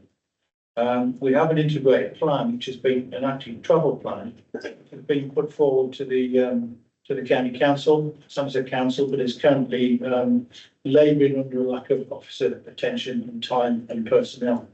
But that is there for anybody to see, and the applicant might be interested in looking at that. The third thing that came out of that, and answers previous councillor only, is that the 54 bus was deemed to be closed.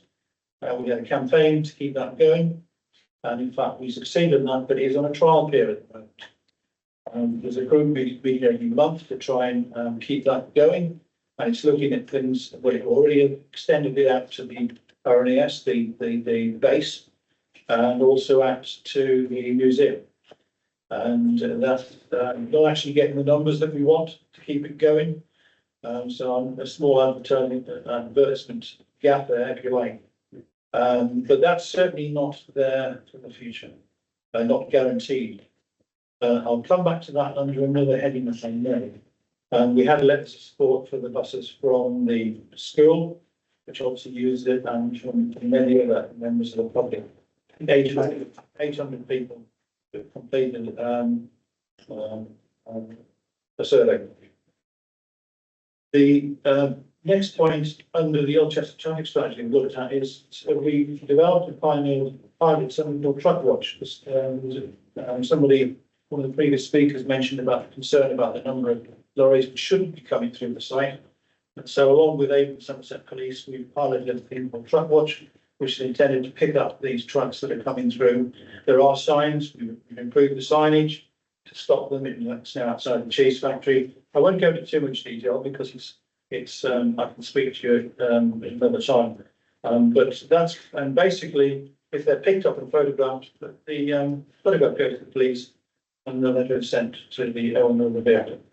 And that is intended to be, once it's been working properly at Ilchester, and we are short of volunteers, so anybody volunteer, please come to me. It will roll out across the county as well. So that's all been done under the Ilchester traffic strategy, which was an acceptable situation for years. And with the possibility of this development coming along, what we needed to do to improve the quality of life. The main thing that comes out of that is an active travel plan that is languishing within the Somerset Council at the moment, where people have been recruited.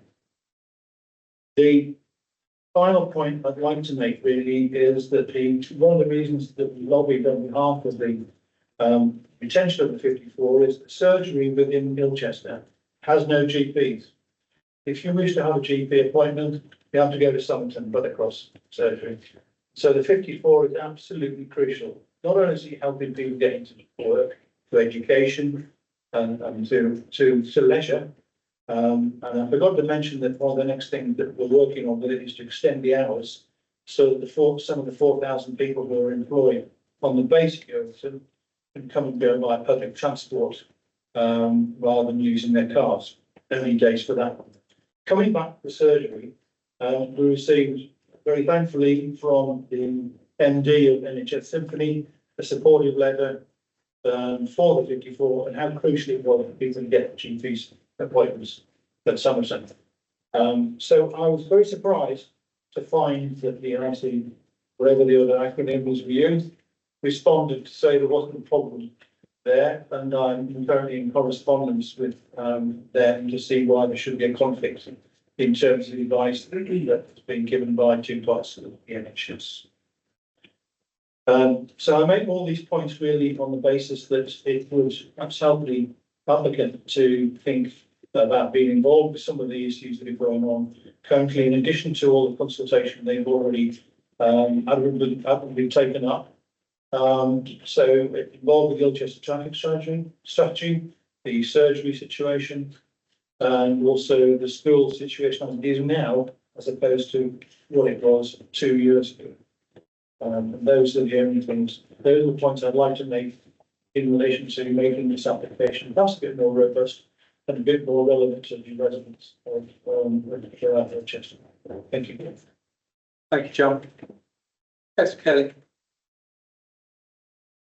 Thank you, Chair. Well, I'd like to just start by saying we definitely need the houses. 200 houses with a 2.11 year land supply. It's a no-brainer that we need them. I've heard everything said about highways and some of the problems on the road network, but I note that there has been no objections from highways over this. And I would in fact go further, considering some of the applications that we have passed as a committee recently, that I would actually say this has got good, if not great, transport links. I mean, it really does. It's very close to the A303. Just want to touch on the survey that was done by the residents. So whilst the survey said that there was no need for any more housing, I would suggest that everybody that was surveyed already had a house. And we as a committee need to consider those that need housing as one of our primary reasons for being here. I'd like to also touch on the 54 bus. I would say that the route is not so much in question, but rather its frequency. And the more houses that we have on this route, the more viable that bus service becomes. And I'd just like to very quickly just touch on the doctors. From a Somerton perspective, I hear from my residents very regularly how they have to go to Ilchester for a doctor's appointment because there is no availability in Somerton. So I would suggest that this is a wider NHS problem rather than an Ilchester problem. Thank you, Chair. I would say I would be supporting this application. Thank you. Anyone else wish to get anything? Councillor Stanton? Yeah, I did visit the site yesterday and just on the flooding question, there was water lying on the Fossway as you came up to down to the roundabout. It was deep, it was okay to drive through, but probably be deeper a bit earlier. But that's at the footpath end of the, as I understand it. Just on traffic, I do go to it quite often for a number of reasons, including going to the dentist. And then years ago, before I moved to Somerset, we used to stay at the Northover Manor Hotel. But the thing that really came back to me was that I passed my driving test in 1963, and my parents used to drive regularly from Bristol to Yeovil. First time I ever drove a long distance was through Ilchester. It wasn't an A03 in those days. So looking at the traffic how it is today, I think it's rather less than it was in 1963. On the A303 flooding question, where the A303 floods is further west by Ilchester Mead. I don't think it ever floods, or not has done via this development. It made the point about 54 bus. I think this is really imaginative use of land by people who want to repurpose really farmland. So I'll be supporting it. Okay, Councillor Page. Thank you, Chair. I'm in agreement with, I think, Councillor Curley and Councillor Stanton. I think this overall is a suitable site for these 200 houses, the proximity to the primary school, access by bus to a secondary school, also very suitable location for young people, young families, maybe some of them working at the naval base who want to move out to naval accommodation, and also good transport links with the A303. So I will be supporting this application. Thank you. Thank you. Any further members wish to debate at this point? If not, I'm looking for a recommendation. Councillor C. Happy to move the recommendation, Chair. Happy to second. Councillor Curley seconded the recommendation as per the report. Councillor C. Yes, can I say move the recommendation provided the informative is added? Councillor Curley, you happy with that? I'm happy with that. Thank you very much. We have a proposal to accept the officer recommendation as per the report with the addition stated. It's been seconded. That's a show of hands for all of those in favour. 6, 7, 8, 9. Against? Abstentions? Okay, thank you very much. That application is passed. Whilst the officers change over to the next application, I'm just going to have an extremely short break. We still have another 2 applications to get through. So we can reconvene at 5 to 4. Sorry.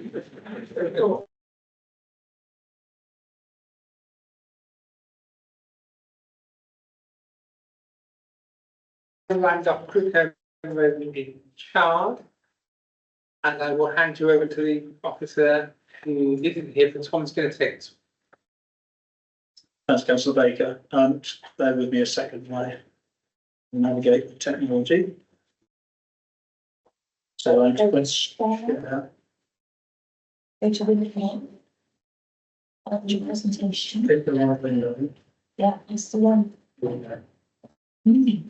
Do I need to do switch? Do stand change, bring it a bit bigger.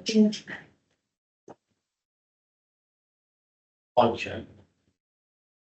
No, just get rid of all this stuff on the side, the sets.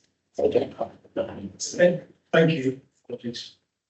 So this is the planning application for. Sorry, what's the my screen? That's my face on there. There's an outline application, almost observed except access. I'll show you the details of that as I go through the presentation. It's 230 dwellings with the elements that are shown on the screen there. I'll give a section 106 update at this point. I will get more into the detail of that later, but councillors might have spotted, I think there was an error report that said check education, which had been checked, but that wasn't removed from the report. Apologies. The education offer that's 3 million and something, I can't remember the exact figure, is the correct, so it's the correct one in the report. You'll also see for affordable housing, it references first homes, which we are no longer relevant, and our housing officer has confirmed to be 67%, 33% split between the two types of housing. So here you can see, I'll go through just a few slides so you can see where the site is. It's at North East Chard. You can see the Crewcairn Road there at the south, site's to the north. From the adopted local plan, the northern part of the site is allocated, the southern part isn't. That gives you a wider context. You can see more of Chard there. And here with the satellite view, you can see the landscape indicated there with the sort of plantation woodland to the northeast outside. There are a lot of there's hedgerows and trees, individual trees inside the site. And we look at this a bit later. There are some valuable trees in there, and that has shaped the outline proposals. I did go there earlier today to see whether it was underwater. I couldn't get into the whole site. It looked like it drains fairly well. And we'll go into the detail of flood risk later as well. But it wasn't underwater for the parts I could see today. In terms of designations, you'll see in the report, the only one note is since Somerset level, more of the brands are partly river access. So see, there's an on-site phosphate solution. It's identified in the report. So looking in closely, you can see there are a number of lines. And when we look at the Eastern Reef Road, there's a notable point with respect to that in avoiding veteran trees. So the land, it's relatively flat, but it does falls away to the east side and southeast side away from Charles. So with those landscape restrictions on the site, you can see it's an indicative development framework plan, we call it. So it's not like approved plans, and you can see in the middle there. I don't know whether a cursor will help you to see. There, running through the middle is the spine road, which can be the former route for Eastern Relief Road.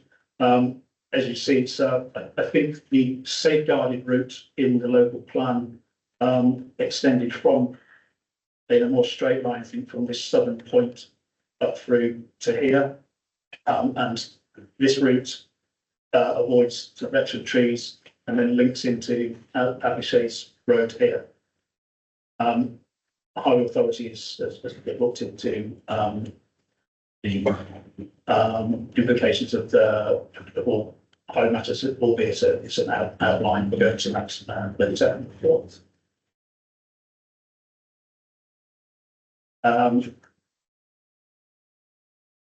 There's a next slide here. So this is the northwest corner. So up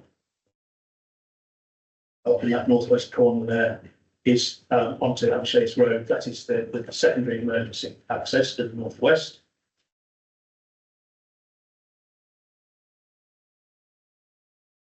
So both that and the access that is the subject of the outline application, Highway Authority has looked at these and is satisfied they're safe and appropriately constructed and proposed. So when we get to the detailed stage, that'll be looked at again.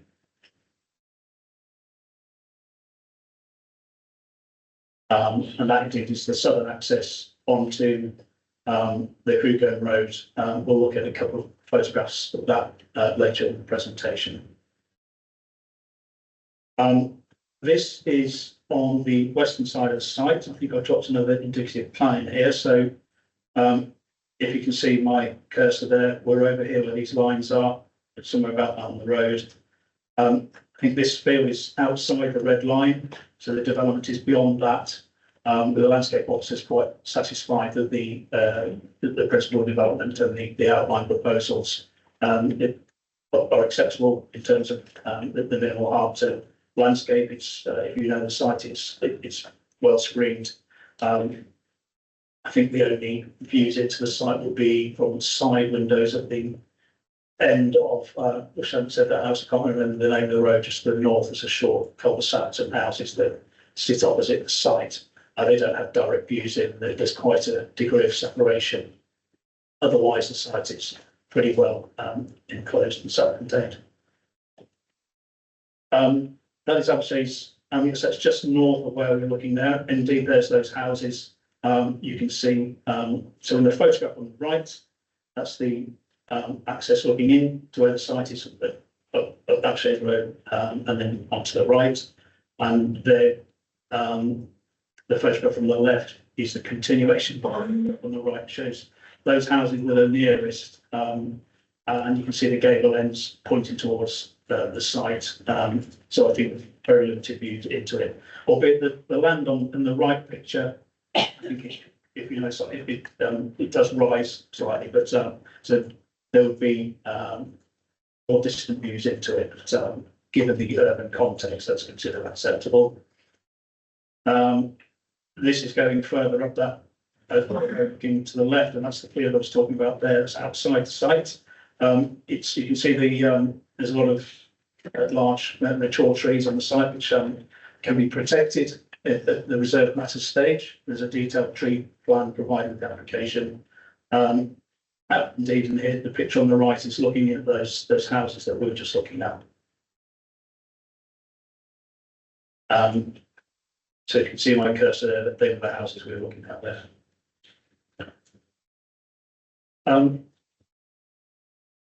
The Legal Local Flood Authorities has looked at the proposals in detail, and they're advising that they don't object, and that's on the basis that, again, if you can see my cursor there in the top right, the northeast side, there's an attenuation basin. The LLFA has asked that the reserve matters, they do have looks into infiltration in drainage on the site, but at this time, the LLFA is quite happy that we achieve what we need to achieve, which is at least current greenfield rates of runoff, and with the attenuation basin, it could achieve that or possibly improved. And then if the applicant looks at further details of the drainage plan, it could be improved further. This is Absage Road to the north, just outside the site to the north.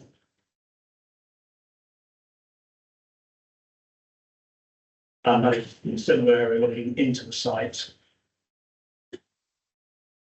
gives you an idea of the mature trees and hedgerows and the developable land in between them.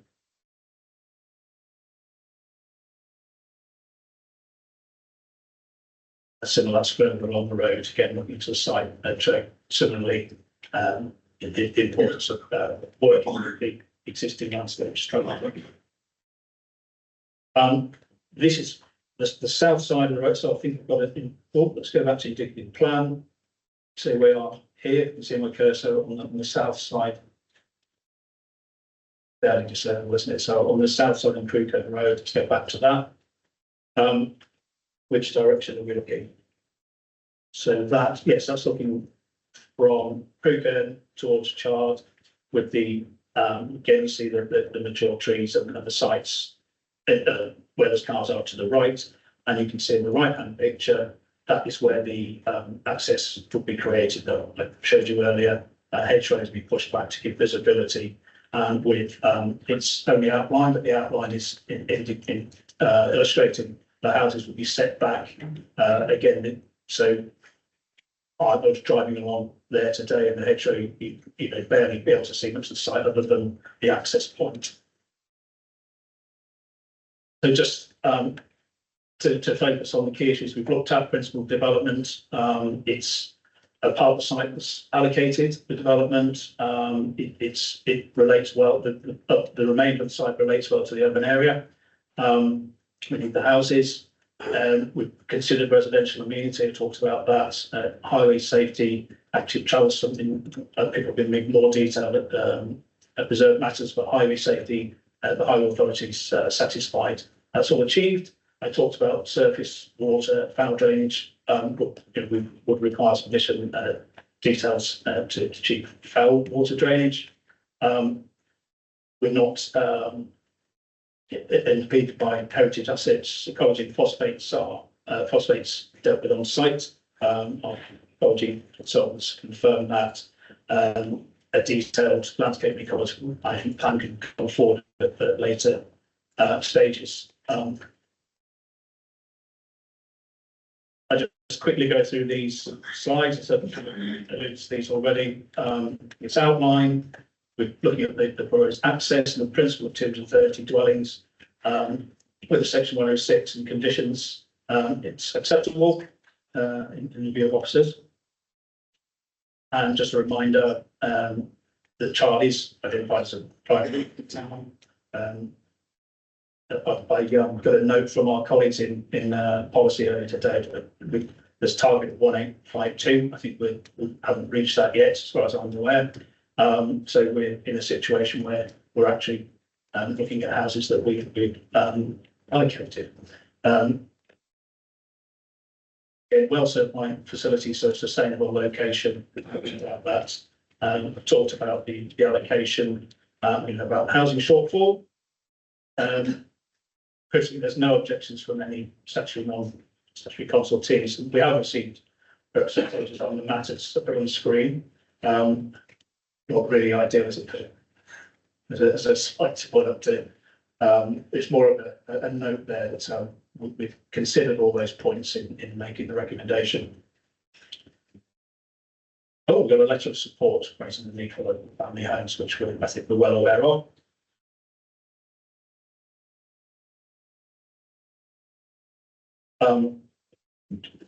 So the delivery of Charlie Eastern Relief Road is protected in principle on this, so that you've seen that spine down the middle of the site. Future phases will see progress that, but at least this outline illustrates how that link road can be provided. As I said earlier, the impact of landscape, you'll see the plan sits. There was good open space landscaping on the site, protection of the key trees that we certainly made a key marker of as we move to reserve matters. A significant financial contribution towards education. We have discussed earlier the tilted balance and whether policies support in the countryside or not. In this case, part of the site's allocated and the rest relates well to the urban area. 81 affordable houses. Repetition coming in here is the financial contributions off-site playing pitches, NHS healthcare, travel plan, all things you would expect. Active Travel England are satisfied with the proposal to date. And as I said, with it supported by NSHRA and Capital England, no objections, and our ecologists are satisfied with what it needs to achieve. So we've considered these points, and the recommendation is to approve subject to section 106 conditions. Thank you. Thank you, Chair. Thank you. Before I move on, I just ask for a slight amendment to the report. It mentions Tourstop Doctor Surgery, which no longer exists in the town. They merged the other surgeries and became aerial healthcare. So just if we're writing anything in there, we can just update that. Really great. Apart from that, we move on to there's no one wishing to speak for or against.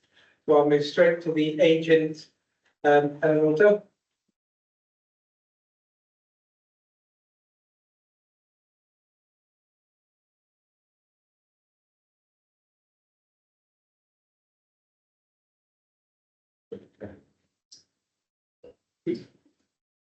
Good afternoon.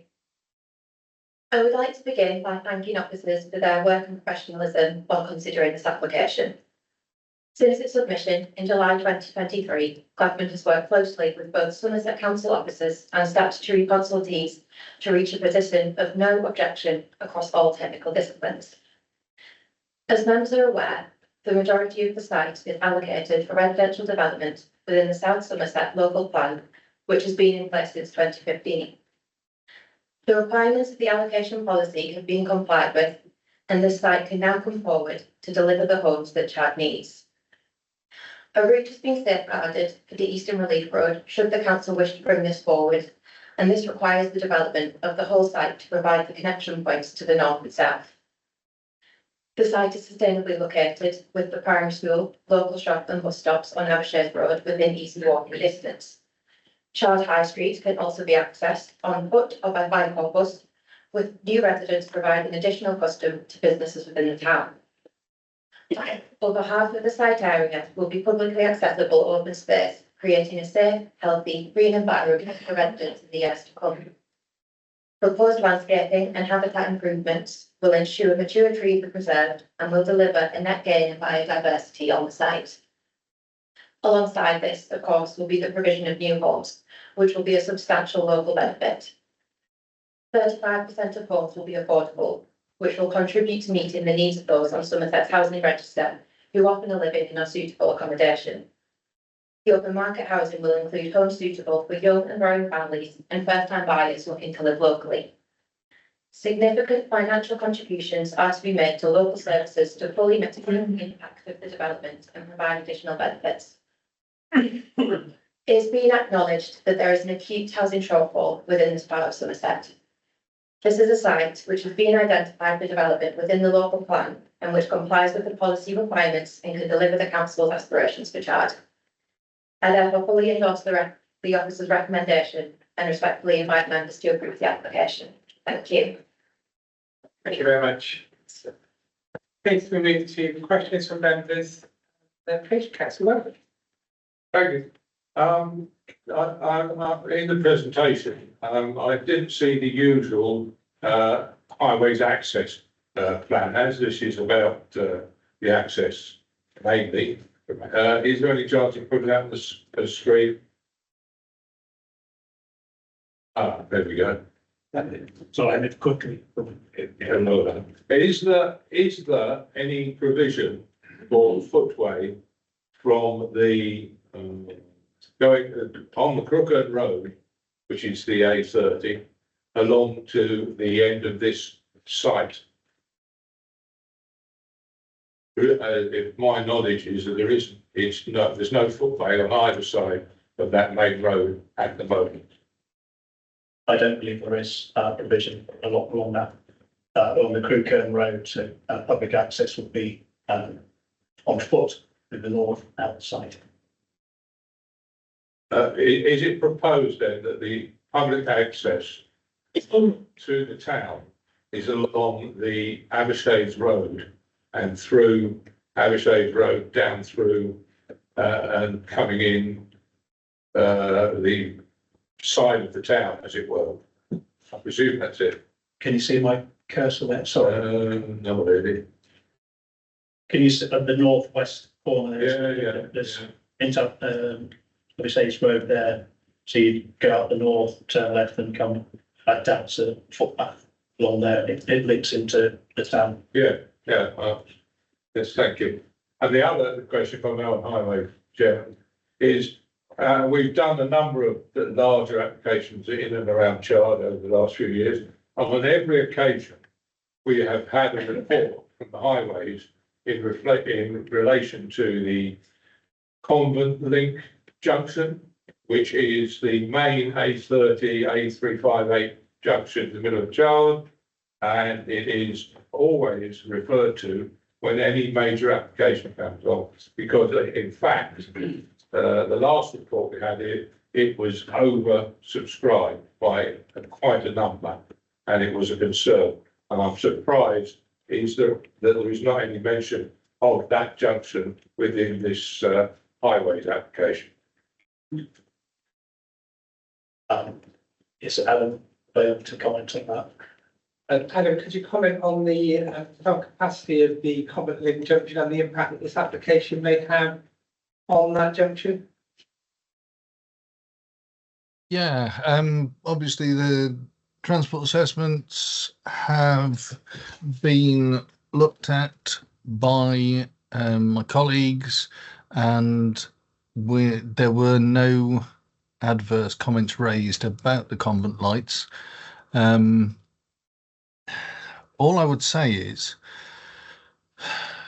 the whole history of the Eastern Relief Road, as I understand it, was to ease the pressure on the convent lights and to be brought forward sort of, for want of a better word, piecemeal on the back of all these different eastern development sites that were allocated around Chard. The advice I've heard from my colleagues in the Planning Authority in the past, when this matter has been discussed, is that if you want the Eastern Relief Road to come forward to take pressure off the convent lights, then these developments have to come forward. And I think your planning officer has spoken already on the fact that this site will safeguard another section of the Eastern Relief Road, and linked to the fact that the assessments undertaken by the Highway Authority didn't raise any concerns for this particular site. I think we are content that the transport assessments being acceptable, the fact that the site is providing footway links and you can access Avishays Road and the middle of Chard by footway and cycling. The fact that the A30 frontage provides the junction which can be constructed in accordance with standards means that the Highway Authority, as I say, are content that this is acceptable in highway terms. Thank you. I'll make comment later, Chair. Okay, if there are no further questions, I have one for highways. My question was, there was a report done towards the end of the district life on the Eastern Relief Road and its route and what the possibilities are of completely delivering that. And obviously some of the sections of the road are outside of development sites, and I'm just curious as to how that's continued, and if this these developments take place, will this road actually connect where it's supposed to connect as per the original plans?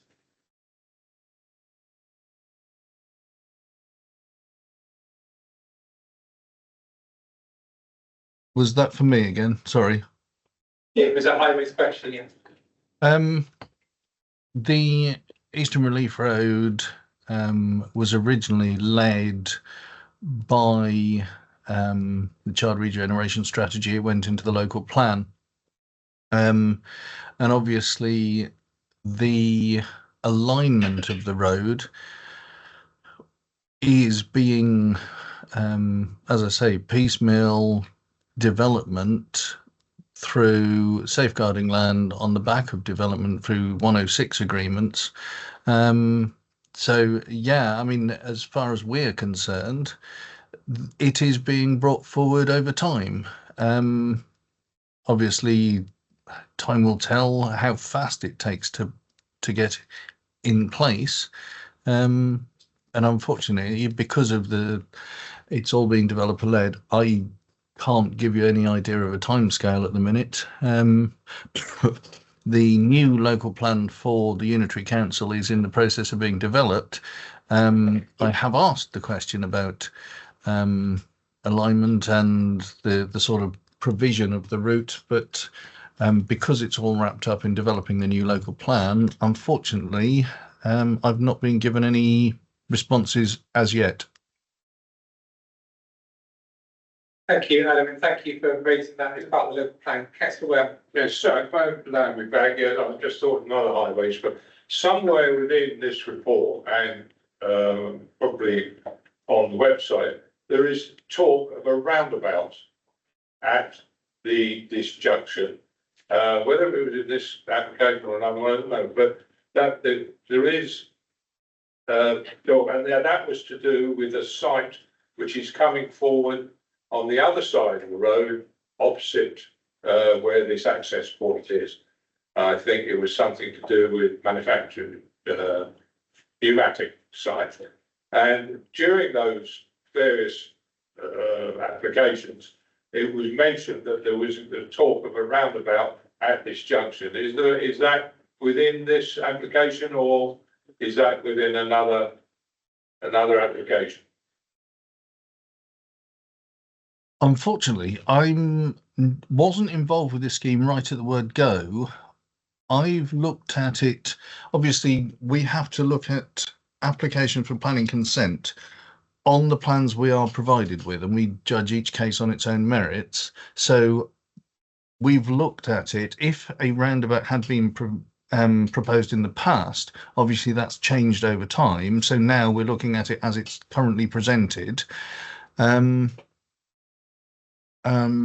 All I would say is to reiterate the fact that the site frontage on Crewcombe Road is large enough to provide the junction with the Estate Spine Road to standard with visibility displays and geometry and construction and drainage as appropriate and all of that, in accordance with current policy standards. And obviously the actual finer details of the junction will come forward as part of a Section 106 agreement citing Section 278 of the Highways Act. Thank you. Okay, councillor Best. Yeah, I can remember the discussion on the roundabout. I think where this has perhaps got divorced is this is a single application. Probably when that was looked at, it was looking at the total road. So it may have influenced the roundabout more than this single application. Yeah, maybe well be. Yeah. If that helps. Okay, councillor C. I just wanted to come back to the question you asked, Chair, a little bit earlier, about the alignments of the Spine Road. There is clearly an alignment in the South Somerset local plan, and I think that went touches late in terms of the alignment. But the drawing, I'm not quite clear as to where it actually attaches to Avishays Road. And I had a feeling, it looked to me as though it was set on Broad Street, which currently doesn't cross Avishays Road. So I'm just a bit curious about what's going on there. Yeah. In Broad Street, the bit, the intended point of the attachment as part of the Spine Road. Yeah. So if you, apologies, so if you look at the route of the road there, the northern end ends opposite Broad Street. So you say you can't, if you don't go through that at the moment, so you would turn left onto Avishays Road and then turn left or right from there. Another entirely separate point. I note that the report mentions that some of the below ground archaeological remains associated with some pillboxes at or near the site will actually be potentially destroyed as part of the development, because obviously they're soil creatures in the soil. Would the agricultural archaeological investigation that's conditioned with the site include making an entry on the Somerset Environmental record of those trench systems if they're going to be destroyed as part of the development? Yes, I can include that as a condition. Mr. Curley. Thank you, Chair. Yeah, I'm a little bit uncomfortable with the entry from the LFA on page 182. Certainly starts to say that they're disappointed the applicant has not looked into discharge rates, and goes on to have some other concerns. I think with the issues that we faced within Chard and wider Somerset recently, I think that there seems to be, from reading that, a level of uncertainty. And I'm not terribly comfortable with that at the moment. I'm wondering whether the officers can say anything to give me a little bit of comfort in relation to this. Thank you, Chair. Thanks, Councillor Curley. Reading the LFA response, they do not object. I do have it open here somewhere. So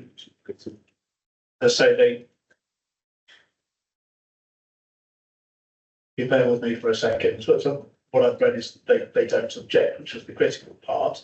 What I read was they were satisfied that the observation technation proposal would do its job, and they were commenting on looking at infiltration testing at reserve matter stage. But I think I've got their response open in front of me somewhere. Actually, if you want to wait while I look. If I could come back, Chair, I read the response. I just wonder whether, considering the events of the last few days, would that response would still be the same?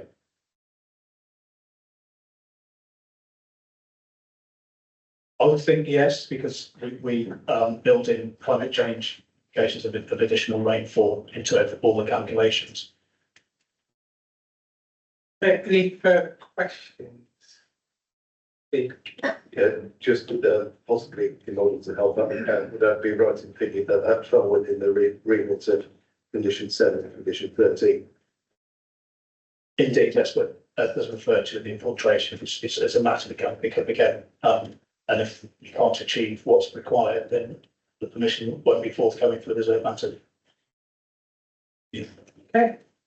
Now, Sorry to be a pain. Can you just repeat the response you gave to Councillor Kirby then? Because I just missed that. I do apologise. Thank you. Basically, skip. on the flooding, you think? Yeah, on the flooding, please. Thank you.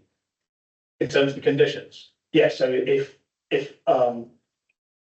what's required in terms of managing flood water, et cetera, can't be achieved, it can't be demonstrated in reserve matters, then that reserve matter can't be signed off, so it's a requirement for development. Okay, thank you. So if there are no further questions, we'll move into the debate, and I will start with Councillor Wales the Baldwin then. Yes, thank you, Chair. This relief road is interesting, isn't it? Because if you know this area, you'll see on the map there that there's Oaklands Avenue. It's quite a wide road, which is now had a new development down the bottom, and it leads nowhere apart from the car park for the reservoir. And according to my information from having been connected with Charles for a long while, this was, of course, the original site of the ring road. This was the first bit of the relief road. Unfortunately, it never came about, and whether this piecemeal effort will or not, we shall wait and see. But anyway, on the highways matter, I have concern about this route to town from this site, because they seem to have been not putting a footway in along to join the footway on the main A30, which goes straight into town by quite a short route. And they seem to have a convoluted route around the back through Abershades Road. Now, anyone knows the first bit of Abershades Road, it is a lane. It is a lane which two vehicles can't pass. If you meet down Abershades Road, you have to reverse by quite a distance. If you walk down Abershades Road and there's traffic coming, you have to dive into the hedge. I did it the other day when walking my dog. So the thought that this is going to be this cycle and main pedestrian route, as well as a vehicular route, for this site, strikes me as being not only foolish but dangerous. And I have, I say, grave concerns about that. And the simple matter would be to put a footway into the main A30, and that would therefore alleviate this problem, because that's the way people are going to go. I assure you, they are not going to wander around the byways of Abershades Road, around a newly built estate there, back down Abershades Road. From there, they can probably dive and turn left and go back onto the main road, or they can wander through into the town. And it's not going to be, it's not practical, Chairman. But having said that, I will put that forward as a reason for refusal on this. We are looking at access here, and it has been brought up that this is going to be the main route for pedestrian and cyclists to town, and it just isn't suitable. And I'm sure that anyone with any local knowledge will know that.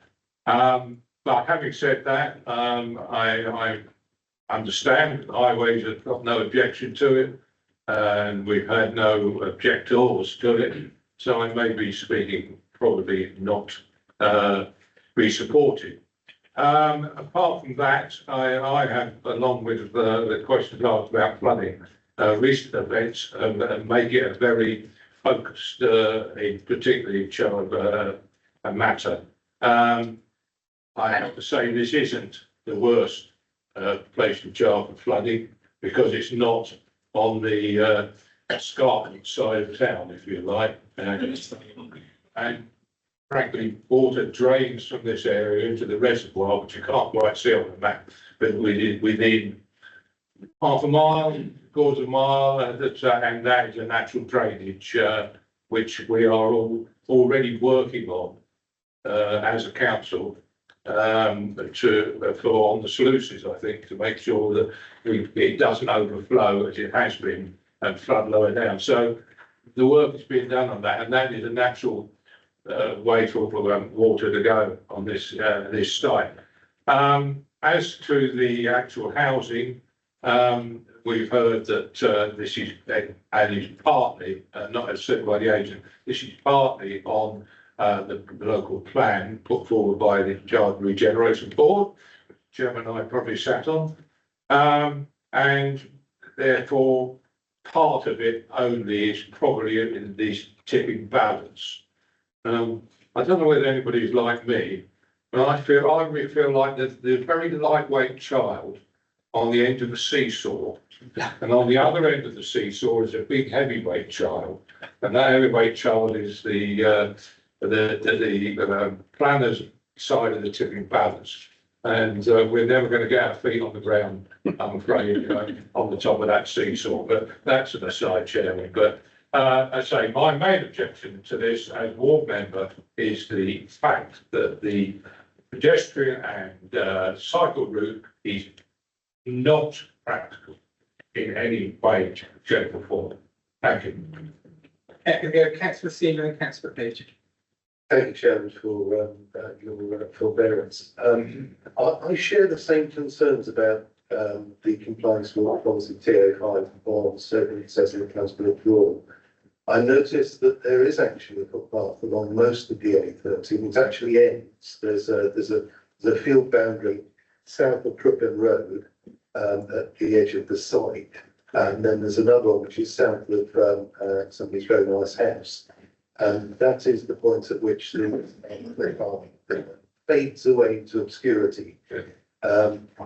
It does strike me that there has been a here. Now, I'm wondering if we could have some advice on what the potential, whether if we felt that the application were in all other respects acceptable, but this was necessary in order to actually provide compliance with the development plan. It strikes me, it looks a little bit like some obligation and some planning obligations required or conditions required, because some of it is off-site. Could I just have some advice as to whether there is a route for us to get that advice, to give us comfort on compliance? Thanks, Councillor C. So I put up on that's the red line. So what we're considering is how you would get pedestrians on that south side. It doesn't, the red line doesn't link up all the way to the bottom of Oakshade Road.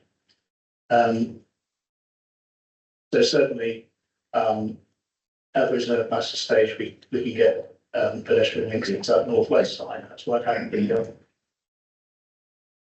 That there's the that's in the northwest corner. That you can see the improvements to safety there. But that's the emergency vehicles, pedestrian cyclists that takes you onto Oaklands Avenue safely along that stage road. Yeah, just respond. If you could pop that colour picture of the field boundaries, the plan view. The footpath that is already existing ends where you can see there are two hedge lines to the west of the site.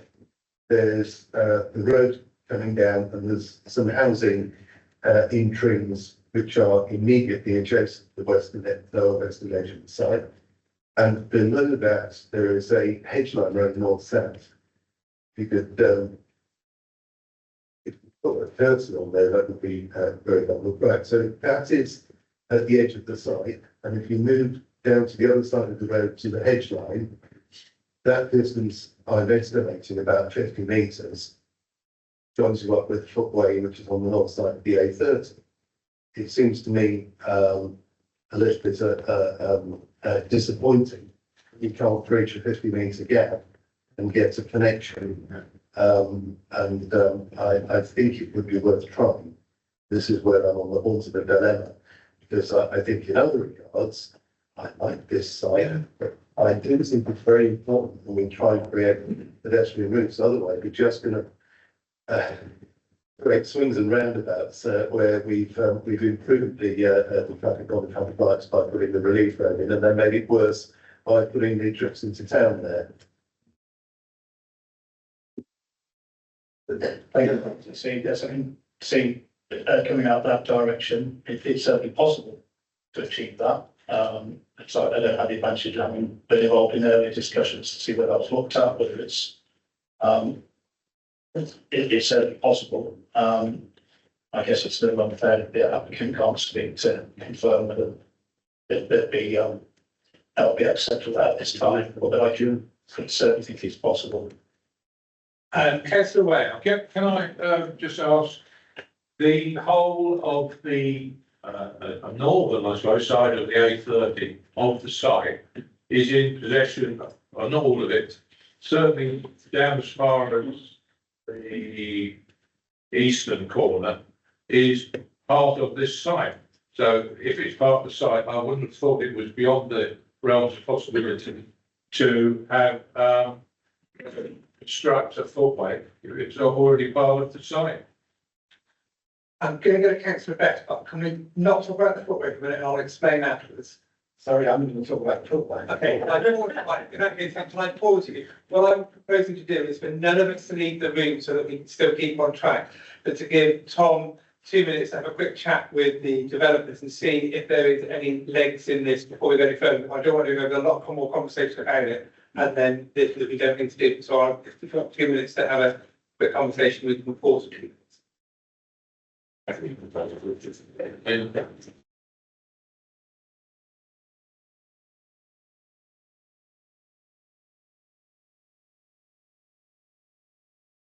Thank you, Chair. So, talk to the applicants. They are, well, the positive side is that they're certainly willing to look at achieving that.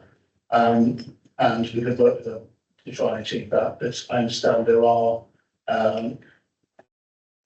there's a lack of certainty about the land ownership and the width of the highway. To know at this time, I couldn't say with all certainty, yes, let's require to get an access through them and we can achieve it. Because I'm not absolutely certain it's possible. The applicant's certainly willing to try and achieve that, but that's perhaps but what I would say is the reason that the other access to the north, my personal view is that is actually section to Opens Road. I do believe that's acceptable and Highways Authority, some of the Highways Authority. But obviously that's a matter for the members committee to discuss and consider. If I don't to see where the debate goes and see, because it doesn't to me at this time feel like a reason for refusal and I've got an opportunity to again. I can't let you leave the room, but I'm going to ask Steph if she gets, if you leave the room, you can, but the Steph will go and grab your glasses. Sorry, everyone. So can I just ask a question? If the committee was minded to accept this application and attach an additional condition of providing a is that something within this committee's kit to do?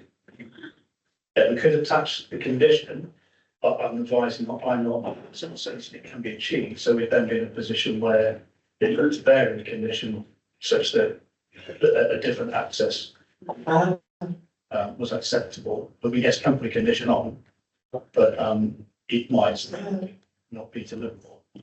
And the reason I'm asking this is because I'm guessing by attaching the condition, if it was only interested to do so, would have more weight than just hoping, not saying that they wouldn't, but hoping that the developer would do it.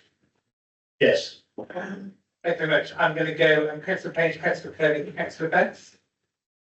Depends on. Okay, let's start. Thank you, Chair. Couple of points. First, it'd be very useful to have the insights from Councillor Ware, who obviously knows this area very well. Second point, Councillor Steve had actually raised the issues that I was concerned about. And like a lot of people maybe, the actual application for the houses, I'm quite supportive of. But this footpath is really critical.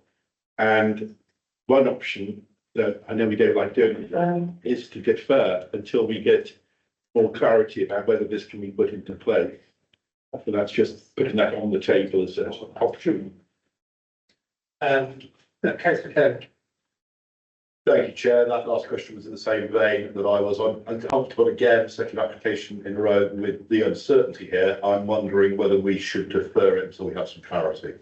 Thank you, Chair. Before I move on to Councillor Ben, is attaching a condition the same really, would that give us the same outcome as a deferral? Yeah. I think, with a deferral, we can go away and look properly at whether this is actually deliverable. With a condition, it gives us, the ability to look at it, but it doesn't give the certainty. So I think Dawn would like to comment. Thank you. I've tried really hard not to get involved this time, but I will with this one.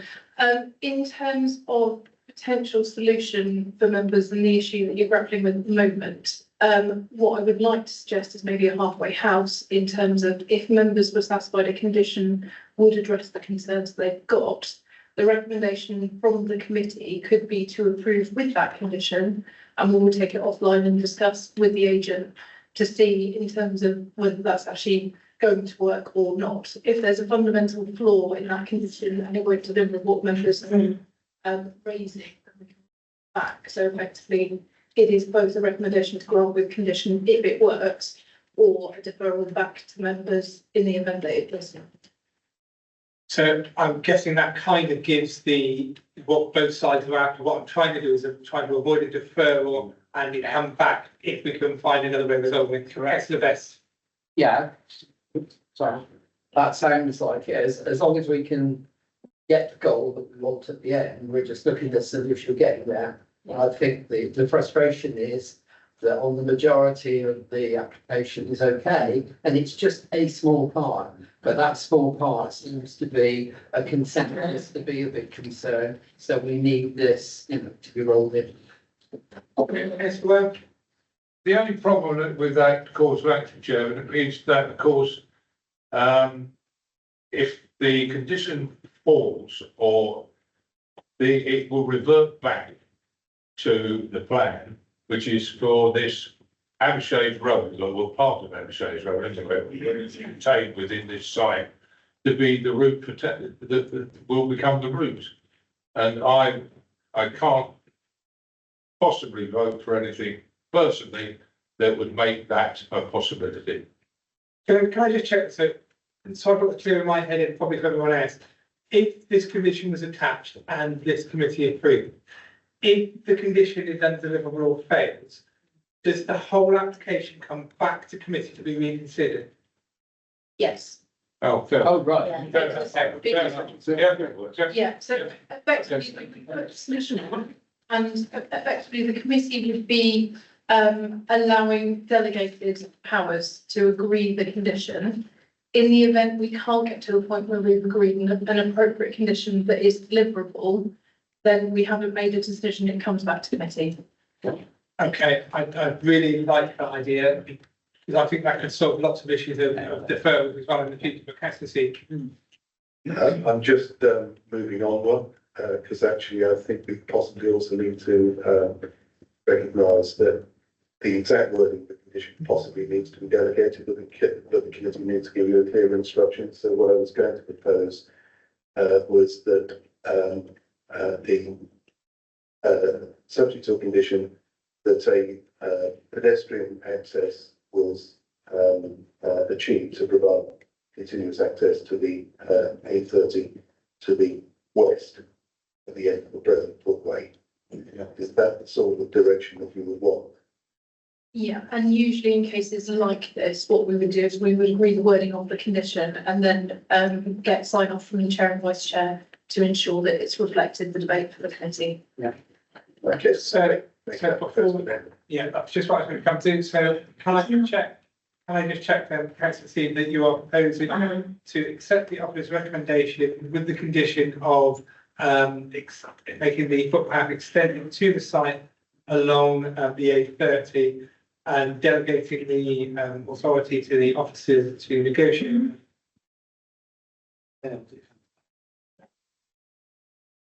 Yes. Can I just check that's acceptable to the board members? Yeah. And I could bring, yep. I wouldn't mind being included on the, Come to that. if that's possible, but apart from that, yes, I think that's acceptable. So I just want to go to Tom before I go to a second, yeah? I was just checking the archaeology condition, to just add the point about the billboard, so, if you're happy that we can just check that. Yeah. Yeah. Councillor, where were you seconding that? Yes, I was, yeah. Councillor Kelly? I just wanted to very quickly add, we've been very much focused on certain issues here. I just wanted to focus us back onto the split in social housing. And I think that the majority of the social rent is really, really good on this. So I just wanted to put that comment on the record as well. Thank you. Okay, so we have a proposal, we have a seconder. I'd like to ask officers that although the agreement of the condition will be between myself and the vice chair, that we do that in also including the correspondence with the ward members, both ward members, so that if they have any input before we sign that off, we can wrap that up. If members are more happy with that proposal, as stated, show of hands for those in favour.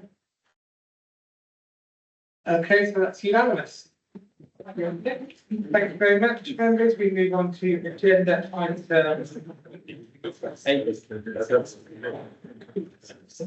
Okay,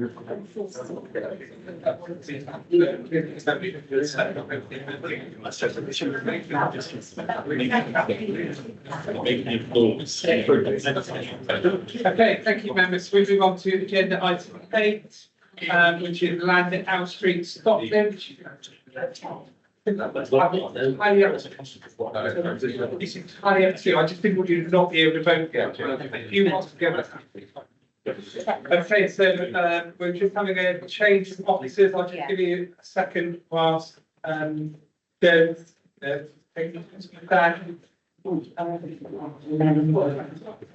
Tom, can you see? I've just said,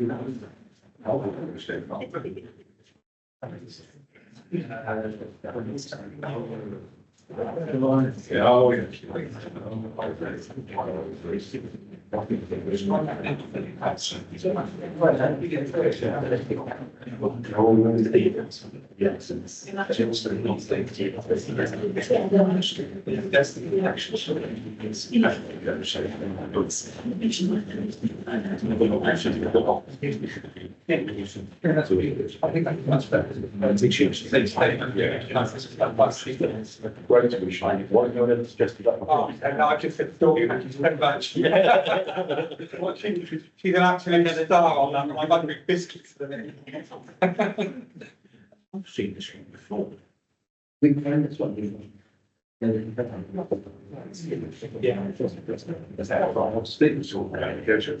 We've got this, we've got them. You okay? Okay. Councillor Message has just left because he's feeling unwell, but we will continue now. We're ready to look at application 24/4/579 land at Owl Street, Stockbridge, Ilminster, and your Thank you, Chair. So this is an application for the demolition of 2 existing agricultural barns which have extended consent for conversion to 5 dwellings under Class Q and the replacement with 2 barn-like dwellings, 2 barn-like buildings providing 5 dwellings. Okay, so just a zoomed in red sight line showing the existing buildings on site. Note there is a smaller building to the east, which will remain as not part of this application. And again, just a zoomed out one, obviously to the east is the village of Stockbridge, about 700 metres away. And the same sort of maps purchased as imagery. Okay, and again, Stockbridge to the east, and then there are a few neighbouring properties.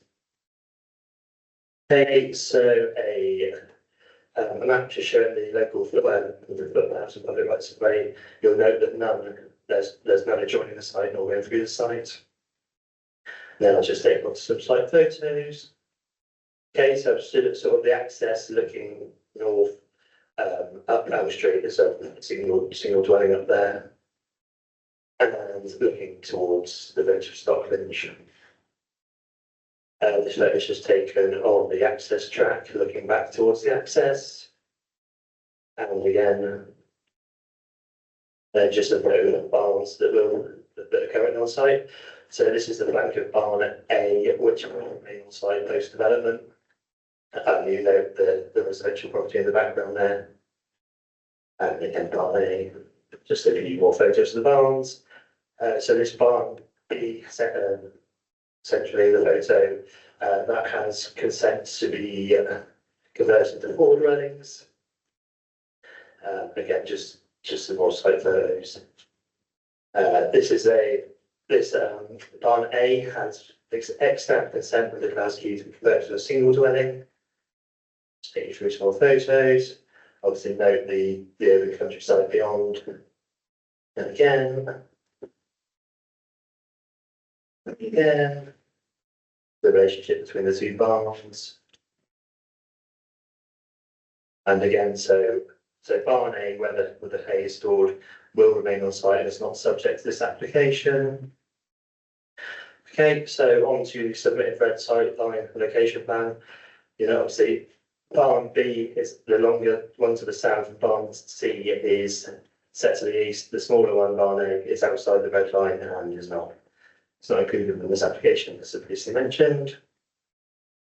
Okay, so onto the proposed site plan. Note barn B will provide 4 dwellings.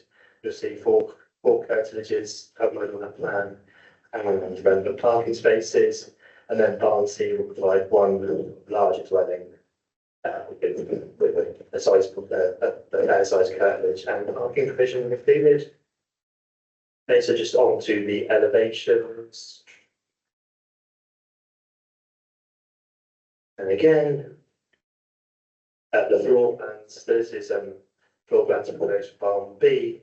There's so it provides 3 2-bedroom dwelling, 3 2-bed single-story dwellings on a first floor plan showing the 3-bedroom dwelling on one of the plots. The roof plan and the proposed elevations for barn C. Okay, again, visually similar to an agricultural building. Floor plan and roof plans. So these are the approved plans under Class Q, which does remain implementable as you'll note that they are identical to what is in front of you today. However, this application does not seek to convert, it seeks to demolish and rebuild. And like I say, it's exactly the same footprint, exactly the same scale, and the same design. And again, this, the approved elevations for barn C under the Class Q, 21 4-bedroom attached dwelling. Again, exactly the same as that approved under the Class Q. Members may remember back in 2023, there was an application on site for the erection of 3 detached dwellings and 2 semi-detached dwellings, as shown on the right-hand side of the screen, which was refused, given the overtly domestic layout. And on the left-hand side is the approved site plan within the Class Q, which again is exactly the same as what's in front of you. Okay, so the key considerations. So whilst I considered that the proposal was outside the main bill assessment of Stockbridge, the principle of residential development on site has been previously accepted and is a material consideration holding considerable weight. Whilst it is acknowledged that there is approximately 3 months left on the remaining Class Q mission, which a condition of the Class Q remains that it has to be completed within 3 years from the date of the consent. It is noted that should another application be submitted under the Class Q, there'd be no reason to refuse it. Instead, the Class Q legislation has changed, allowing further development. And if the applicant were to come back in, they could extend the barns or even convert up to 10 dwellings. There are no associated highways impacts, given that there is an established use for the 5 dwellings on site. And so the highways officer has raised no concerns, although it has recommended a series of conditions. The design of new dwellings resembles the current consent previously granted and are akin to agricultural buildings.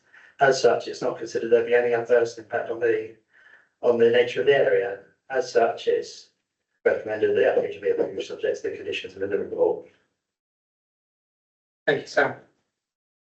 Okay, we go to questions. No, we don't, sorry, my apologies. We go to Joe Beaumont, who is a member of the public. Wish to speak on the application?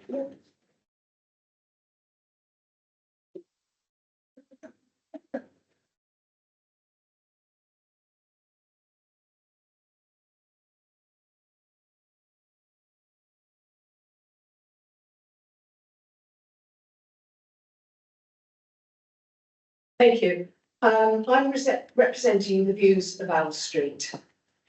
This application, yet again, is to convert an undeveloped Class Q notification to full planning by demolishing 2 modern barns and replacing them with 5 houses.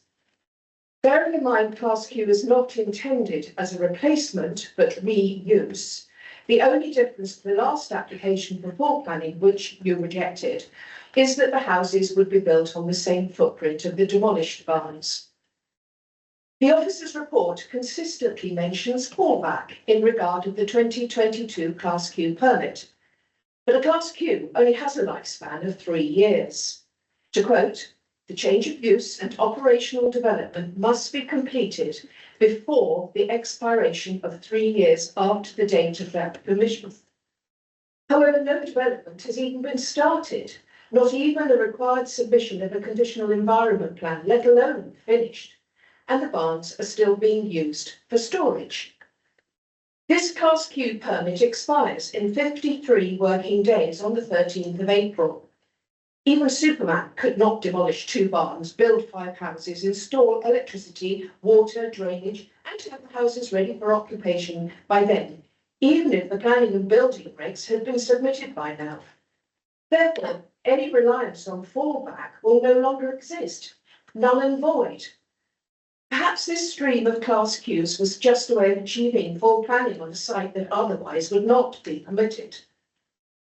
If this application came before you as a request to build houses on this site, bearing in mind it is outside any development area identified in the local plan, set in open countryside, up a narrow single track, a poorly maintained road, in fact, on the edge of the village with very few facilities, surely it would be looked on in the same light as the last application that you refused.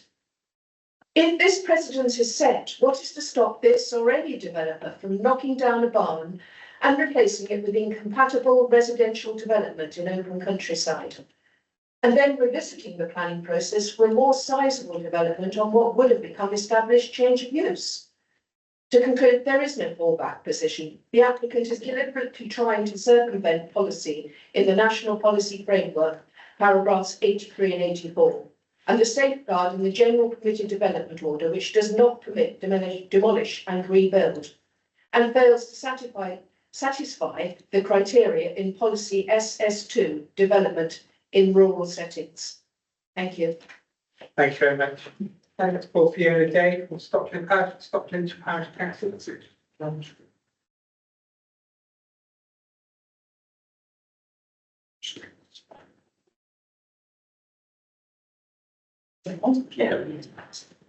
I'm Fiona Day, Chair of the Stockland Parish Council. Thank you to the Planning Committee for the opportunity to express Stockland villagers' strong objections to this planning application and the extent of their ill feeling created by the long history of this site. We are a very small rural community of 56 houses and a population of approximately 112 people, situated in open countryside, accessed down long, narrow, invariably flooded single track roads, roughly 3 miles north of our nearest market town, Ilminster.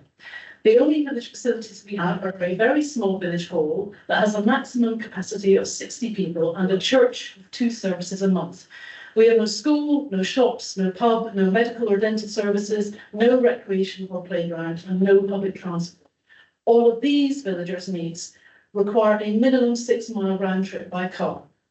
This proposed settlement does not provide any supporting amenities, but with a potential increase of 22 residents, representing a 20% rise in population, would only serve to place further demands on our limited existing facilities and greatly increase car journeys in and out of the village.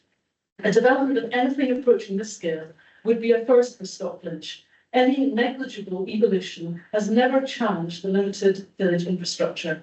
There is no evidence of need for this housing in Stockbridge, and it is highly unlikely that this proposal will provide affordable housing for local people or could be counted towards the 5-year housing land supply.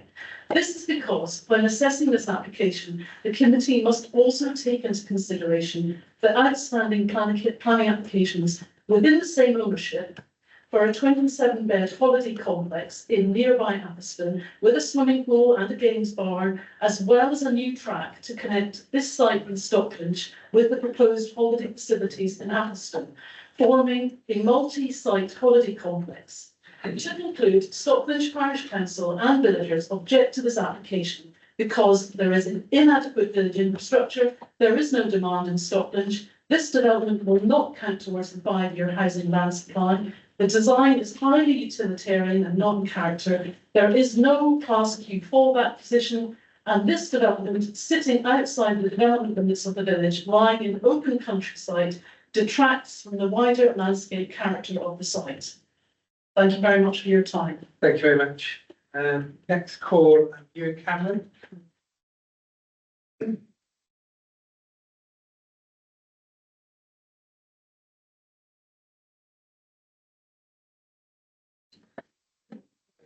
Thank you for your time. As you know, we already have Class Q planning on this site for 5 houses. So the purpose of this new application, which is for houses now in identical form, is to give us a little more freedom in the way we approach developing the buildings with a view to converting them into better and more environmentally sustainable homes than they otherwise would be if we were limited to retrofitting the existing structures present on the site. There is, of course, some embedded carbon in the existing structures, but this will be dwarfed in time by the energy required to run them as homes going into the future. And noting Joe's comments earlier about the fallback and Councillor Peter Seed's comments on the planning portal, I just wanted to respond briefly to that. And I think on that there are 3 points to make. Firstly, on your point, there's now limited time in which to complete the Class Q build-out. I would just like to quote from the words of your case officer, written in an email to the architect, which she kindly agreed we could refer to today. It is my view that the fallback is still very much valid. In my opinion, a refusal on such a basis would be unreasonable given the inability of the LPA to determine the application in a reasonable timeframe. Secondly, a point was made calling into question the structure of the barns and the foundations, and I'd just like to remind the committee that as is required for all Class Q applications, the original Class Q application included an engineer's report into their structural integrity and confirmed that their suitability for load bearing. So I'd encourage the committee to refer to the engineer's report rather than any hearsay about the foundations. And thirdly, I would also point out the rules around Class Q, as the case was mentioned a second ago, have now changed since the Class Q was originally granted on this site to encourage more brownfield development. They now allow for up to 10 dwellings on a holding, and hopefully this application for 5 dwellings is approved, and that reminder is irrelevant. But that, I guess, if we had to go down another route, would be looking at Class Q again. So I hope I've sufficiently outlined what we're hoping to achieve and respond to the comments. I think there is enough existing case law that recognises the positive rationale for converting Class Q applications into full planning and the legitimacy of that approach in planning terms. And I hope that can be recognised and allow us to create better housing on this site for the long term. Thank you again. Next I call Joe Randall Green, who is planning ordinance.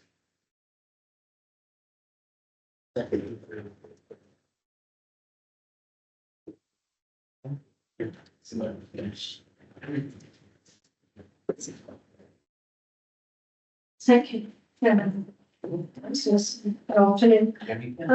This class Q designation, which did not require the planning permission, has not been implemented, as we've heard. It is due to expire on the 13th of April, which gives 53 working days left of the 3 years to submit the construction environmental management plan, have it approved, empty the barns, install all the services and make them operational. This is not feasible, and it does remove the fallback position. The proposal before you does not in any way respect the local character or context. Its density, scale, height and proportions will not create a quality place, making it contrary to policy EQ2 in the local plan. Stocklinch is a very small village with stone and rendered houses and cottages with gardens. This proposal is more akin to an industrial building better suited to the overall Brisbane. The plans and layout for the proposal are very scant and lacking in detail. There is a proposal for parking for 21 cars, 4 motorcycles and 14 bicycles. There don't appear to be any gardens. Stocklinch does not have a playground or an amenity space, and all the roads, as you've seen from the photographs, are single track. The Highways report suggests that there will be no more than 3 traffic movements at peak times. There is no public transport, no school and no shop. The daily increase in traffic through the village will be significant. With people going to work and school, deliveries, waste collections, etc., the number of traffic movements to and fro from this site will be numerous. At the moment, the track is only used infrequently by farm vehicles. Policy SS2 states that in order to promote sustainable development in rural areas, housing should be located where it will enhance or maintain the vitality of rural communities. I do not believe this proposal does either of these things. It will bring noise, light pollution, extensive traffic. By its size and the proposed design materials will be out of keeping with the rural locality and village vernacular. Para 84 of the PPM says that we should avoid isolated homes in the countryside. The planning officer states in his report, this is therefore an open countryside location. This application for demolition of 2 barns and construction of 5 dwellings will not provide housing for local people. We may not have a 5-year land supply, but that is no reason to approve an application that would be detrimental to Stockton and the surrounding countryside. If approved, this development will destroy the integrity of one of our treasured Somerset villages without providing any much needed affordable housing. I ask the committee to review this application. Thank you. Thank you. Okay, so we move to committee members for application on comments from the public or George Falk. Councillor C. Thank you, Chairman. Legal advice. I am presently of the honestly held belief that the original Class Q decision was flawed. I'm sorry, but that's an honestly held belief on my part. I think Hibbett and the judgment in Hibbett covered the matter, whether it was simply a matter of the structural fault, or whether the building had to be capable of use as a dwelling, except in certain regards, and the conversion was converting the building. Secretary of State in Hibbett spent a large amount of cost to secure a judicial ruling in the High Court that the Class Q should be reasonably narrowly drawn. That is the judge's reasoning in his findings for Hibbett. And I don't think members have the benefit of that. I've read it, and I'm not an authoritative reader, but in the plain English manner of what's written in the summary, I have formed the personal belief that I think the original Class Q was way through an error. I also think that exception B applies under the current Class Q, which is that the building specifically lacks a suitable access to a public highway, suitable existing access to a public highway. And as such, what am I supposed to do when I believe the Class Q, which establishes the principle of development of this location, is itself a latent error, when it's quite clear that in all other regards, this application would fail pretty much every test in the National Planning Policy Framework. It ignores the settlement hierarchy. It ignores the transport requirements. It ignores the sustainability. It's in the middle of the countryside in every regard. And so what am I supposed to do if I have an honestly held belief that Class Q is that is flawed, and I'm faced with an officer recommendation to approve based on established principle of dwelling?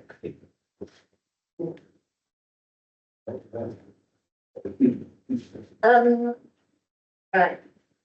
The class Q that we're talking about exists. It's been gone through the process and is there. Obviously, you've heard that the time on that is running out, but I'm sorry, I can't address you on the case that you've or it's a little bit got disingenuous to raise that at this stage, expecting me to know it off the top of my head. So I'm in a bit of a situation where I can't actually address that case, and we are here with the Class Q decision that exists, and there's an appeal process to make against that at this stage. Dawn's obviously here to. Hang on, before we move on, and I'll bring Dawn in, if we've got really specific questions that are going to cover case law and various other things, can I please urge you to contact the officers and the legal team before? It is unfair to labour a question of that depth and expect an answer on the hoof without giving the officers and the legal team time to research that and look at it. I'll bring Dawn. Thank you. I do actually know a little bit about Hibbert because it does look at conversion of buildings and whether it's appropriate and how much the scale of works results in effectively a new building and whether it can be considered a conversion or not. The fact there is a Class Q that has been consented suggests that it's established the position that a Class Q is achievable for this site, but I do accept the point that actually this Class Q is running out, and it's unlikely that it would be fully implemented in time for it to be fully weighted as a fallback. There would be some weight to it as a fallback because it has been consented, and in the event it is resubmitted on the back of this as another Class Q, it is likely to be consented again. So the question is, given that that situation exists and could be renewed, what is the material difference between what's currently being proposed versus what could be achieved on the site? So in terms of weight of fallback, if they'd only just had consent for Class Q, I would say effectively the fallback is absolute. Given that they have had consent for Class Q, that gives an amount of weight because they already have permission to do this on site. But in realistic terms, it's not going to be delivered under the Class Q. But they could reapply the Class Q and get it again and then go through the cycle again. So actually, materially, what is the difference or what is the harm between the Class Q fallback assumption and the planning application as it exists? Thank you, Councillor Curley. Thank you, Chair. I've got two questions. I think partially my first question has just been answered, but I'd just like to just get some clarification that if we didn't pass this today, if the Class Q fell because it wasn't built out, but they put another Class Q in, that we actually run the risk of there being more houses on this site. The regulation did change. I think it was last year. So there are, under Class Q now, you can deliver more dwellings than what you previously could. But they are still limited in terms of floor space and floor area, and you still can't do new development. So it's conversion of buildings to certain floor spaces. But yes, if the application were refused, they could come back in with another Class Q. And the current Class Q does enable more dwellings than what it previously did. Okay, my second question really relates to the use of these houses. So I've heard a few people say that there may be a risk that these are actually holiday homes rather than homes for residents. I think with the 5-year land supply issue and the pressures that we have in Somerset, it's imperative that we deliver houses. And I'm just wondering are there any conditions that could be applied to stop this being then holiday lets by the back door effectively? Thank you, Chair. I'm going to go with I'm really sorry, but no. In terms of holiday lets, I mean, it's not being applied for specifically as holiday accommodation. So therefore, we're not conditioning it or limiting it to holiday accommodation. And it's not being argued that it's acceptable because it's holiday accommodation. But holiday accommodation is class C3, which is the same as dwellings. So actually, it's very difficult if someone builds a dwelling and they want to rent it out. You know, actually, that isn't a material change of use until you get to the point where fact and degree it is, but it's each case on its own merits in terms of the scale of difference of the use, but the use class is the same. Thank you, councillor Ware. I'm confused on class Q, I'm afraid. Am I right, I haven't got it right, the current class Q permit is on the one building? No, it's on the two buildings, barns B and C. Right. Yeah.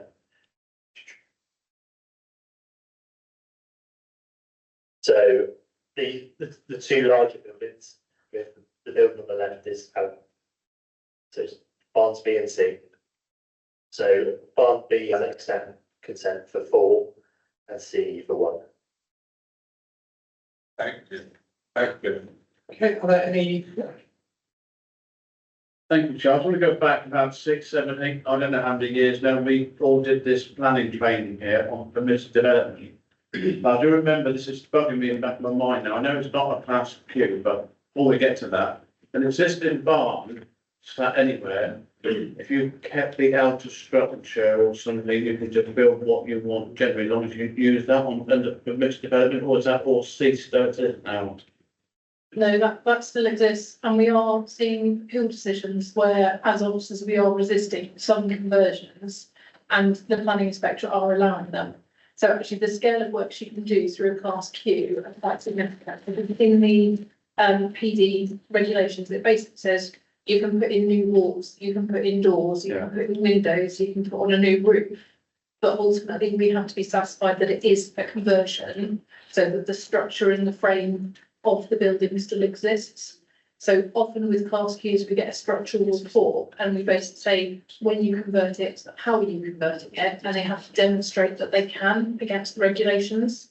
Effectively, by demolishing and rebuilding, you would, in all likelihood, get a more efficient building as a result, because you can build it properly to building regulation standards and get better insulation standards. But technically, you know, it's the class Q as a fallback that they're using to justify it, which has some weight, but not full weight. Well, thank you for that. I tried to butt in on, bring that up, but it was just to sort of retrain me, so to say. I was right, thank you. Thank you. If there are no further questions, we'll move into the debate. Who would like to start us off?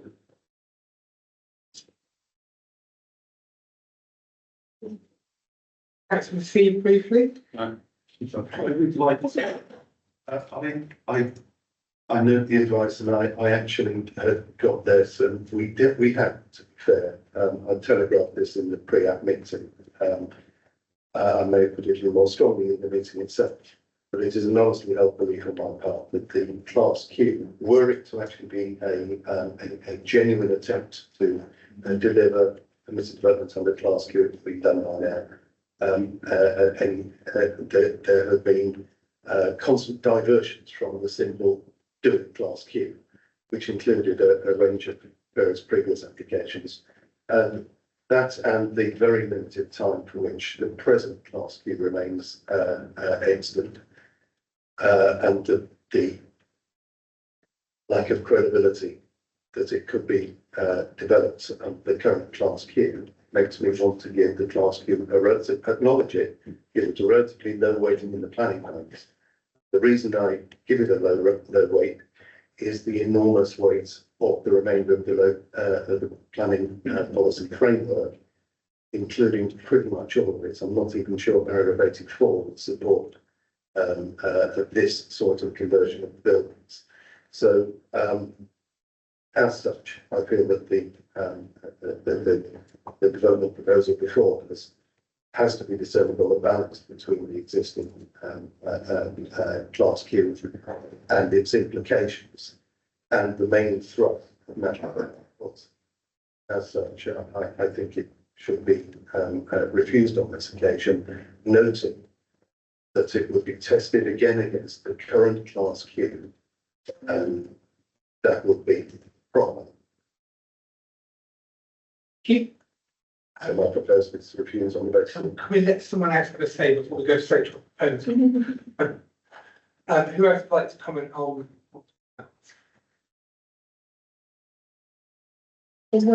Councillor Curley? Yeah, I want to say that I feel a bit uncomfortable with this, that we are almost accepting this because there is a class Q in place. And I think the points that Councillor Seam just made about if you were to assess this on its own merits, if you were to remove the class Q, I think that is a relevant point. The only other thing I wanted to just touch on, there are no heritage reasons for retaining the existing barn, so I don't really have a problem with that. I can see that technically there are some issues about the definition of a class Q, but I almost think it's sort of a moot point, because effectively if we turn this down, they're just simply going to come in with another class Q. So are we just chasing our tails somewhat on this particular application? Thank you, Chair. Thank you, Councillor Brown. Apart from the class Q, I've taken great note of the ward member and references to our local plan and to the national framework. And the points she made were opposing this on SS2, I think was mentioned, and the various points about the sustainability of position, open countryside, as referred to in the NPPF. I think they are really relevant points along with the, so I would bring those points forward along with the class Q permit, and I would second a refusal. Okay, not got to a second yet. Sorry, proposal yet. I will come back to you. I asked if we just pause, because the trouble is, Steve, if we allow the first person to make a proposal, no one else in the committee gets to have a say.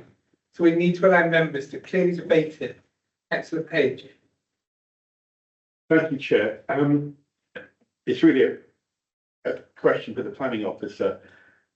With this application, are we able to make a condition that these are for long-term let rather than a short-term let, or is that not an option that we have? There isn't a limitation being proposed on any let period. So they could be long let, they could be short let. If they become, I'm going to say Airbnb. So if they use every week of the year as an Airbnb, we probably argue that the nature of the use is different materially from a normal residential property, but the use class is the same. So there's no conditions or restrictions in terms of how they would be used. And I know the priority is to deliver housing and the housing needs in the tilted balance, everything like that. But the other side of the coin, if they were used for tourism, is that they generate economic benefit for the area. But at the moment, they are proposed as residential dwellings. The consent is for residential dwellings. Thank you. So they're not restricted. Okay, if there's no one else that wishes to comment, I will go back to Councillor Sweet.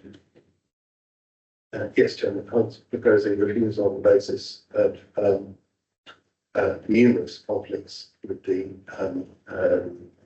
National Planning Policy Framework and the local plan, and really struggling to narrow it down to a part of the National Planning Policy Framework, being weighed against the limited benefits of the number of housing units that it would deliver and the existing class Q. I think in the planning balance.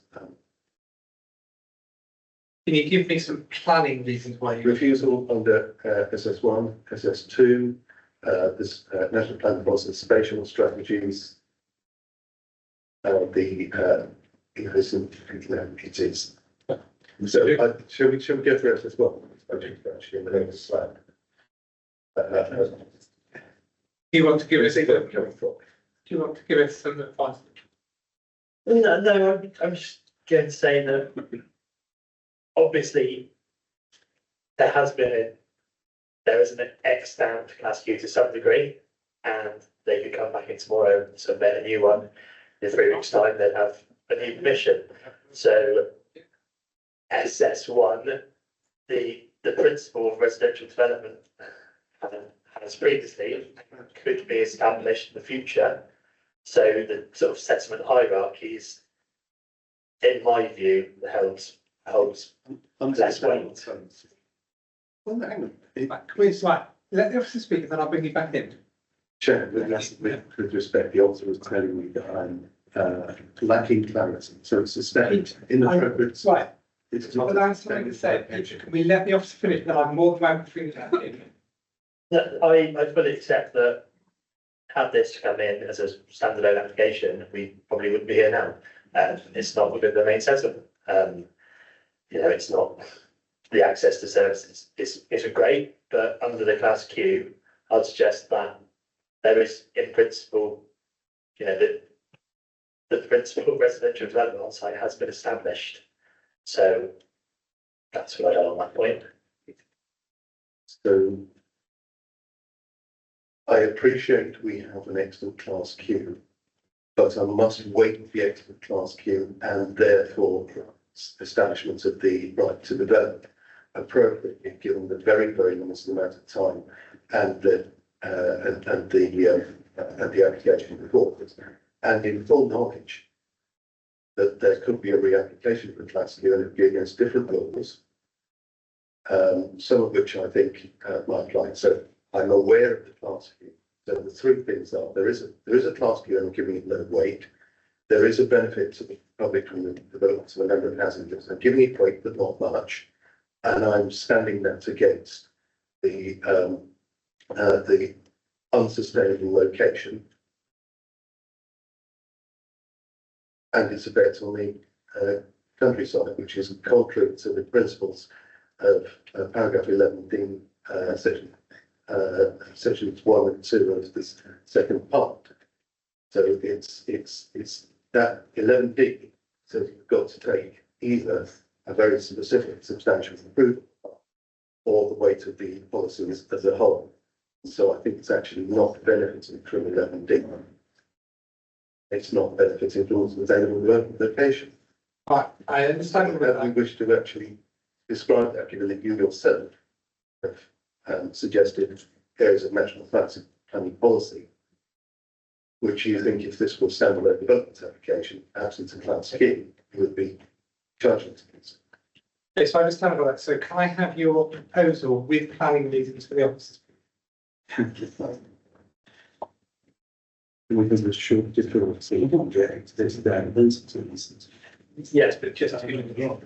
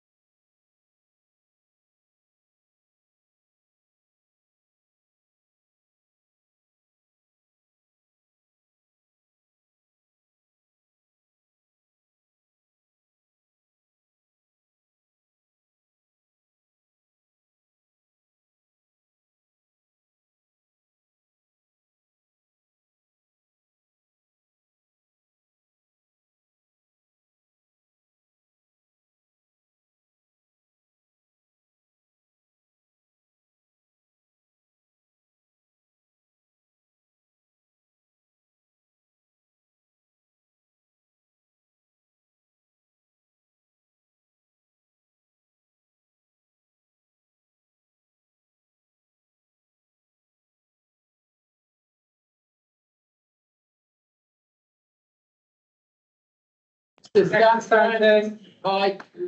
Okay.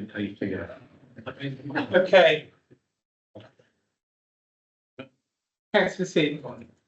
So the proposal is that notwithstanding the existing class Q development and the limited weight that can be given to that, and the limited benefit, other benefits of the development, it's reviewed. We can introduce as unsustainable development in the countryside, which is contrary to the NPPF and the local spatial strategy. Councillor Ware, are you still happy with seconding that? Yes, thank you. David, for proposal and a seconder, room, so the chair has those in favour of that proposal.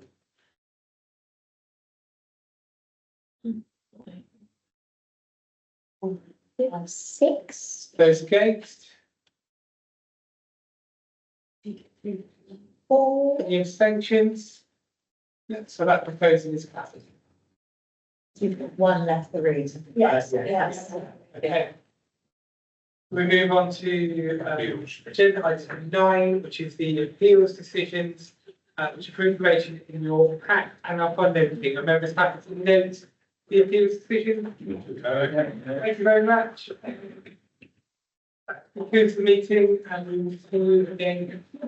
This is a quick aside. Obviously, the training is supposed to take place today. I will get a date to you as soon as possible and make sure it gets members. Thank you.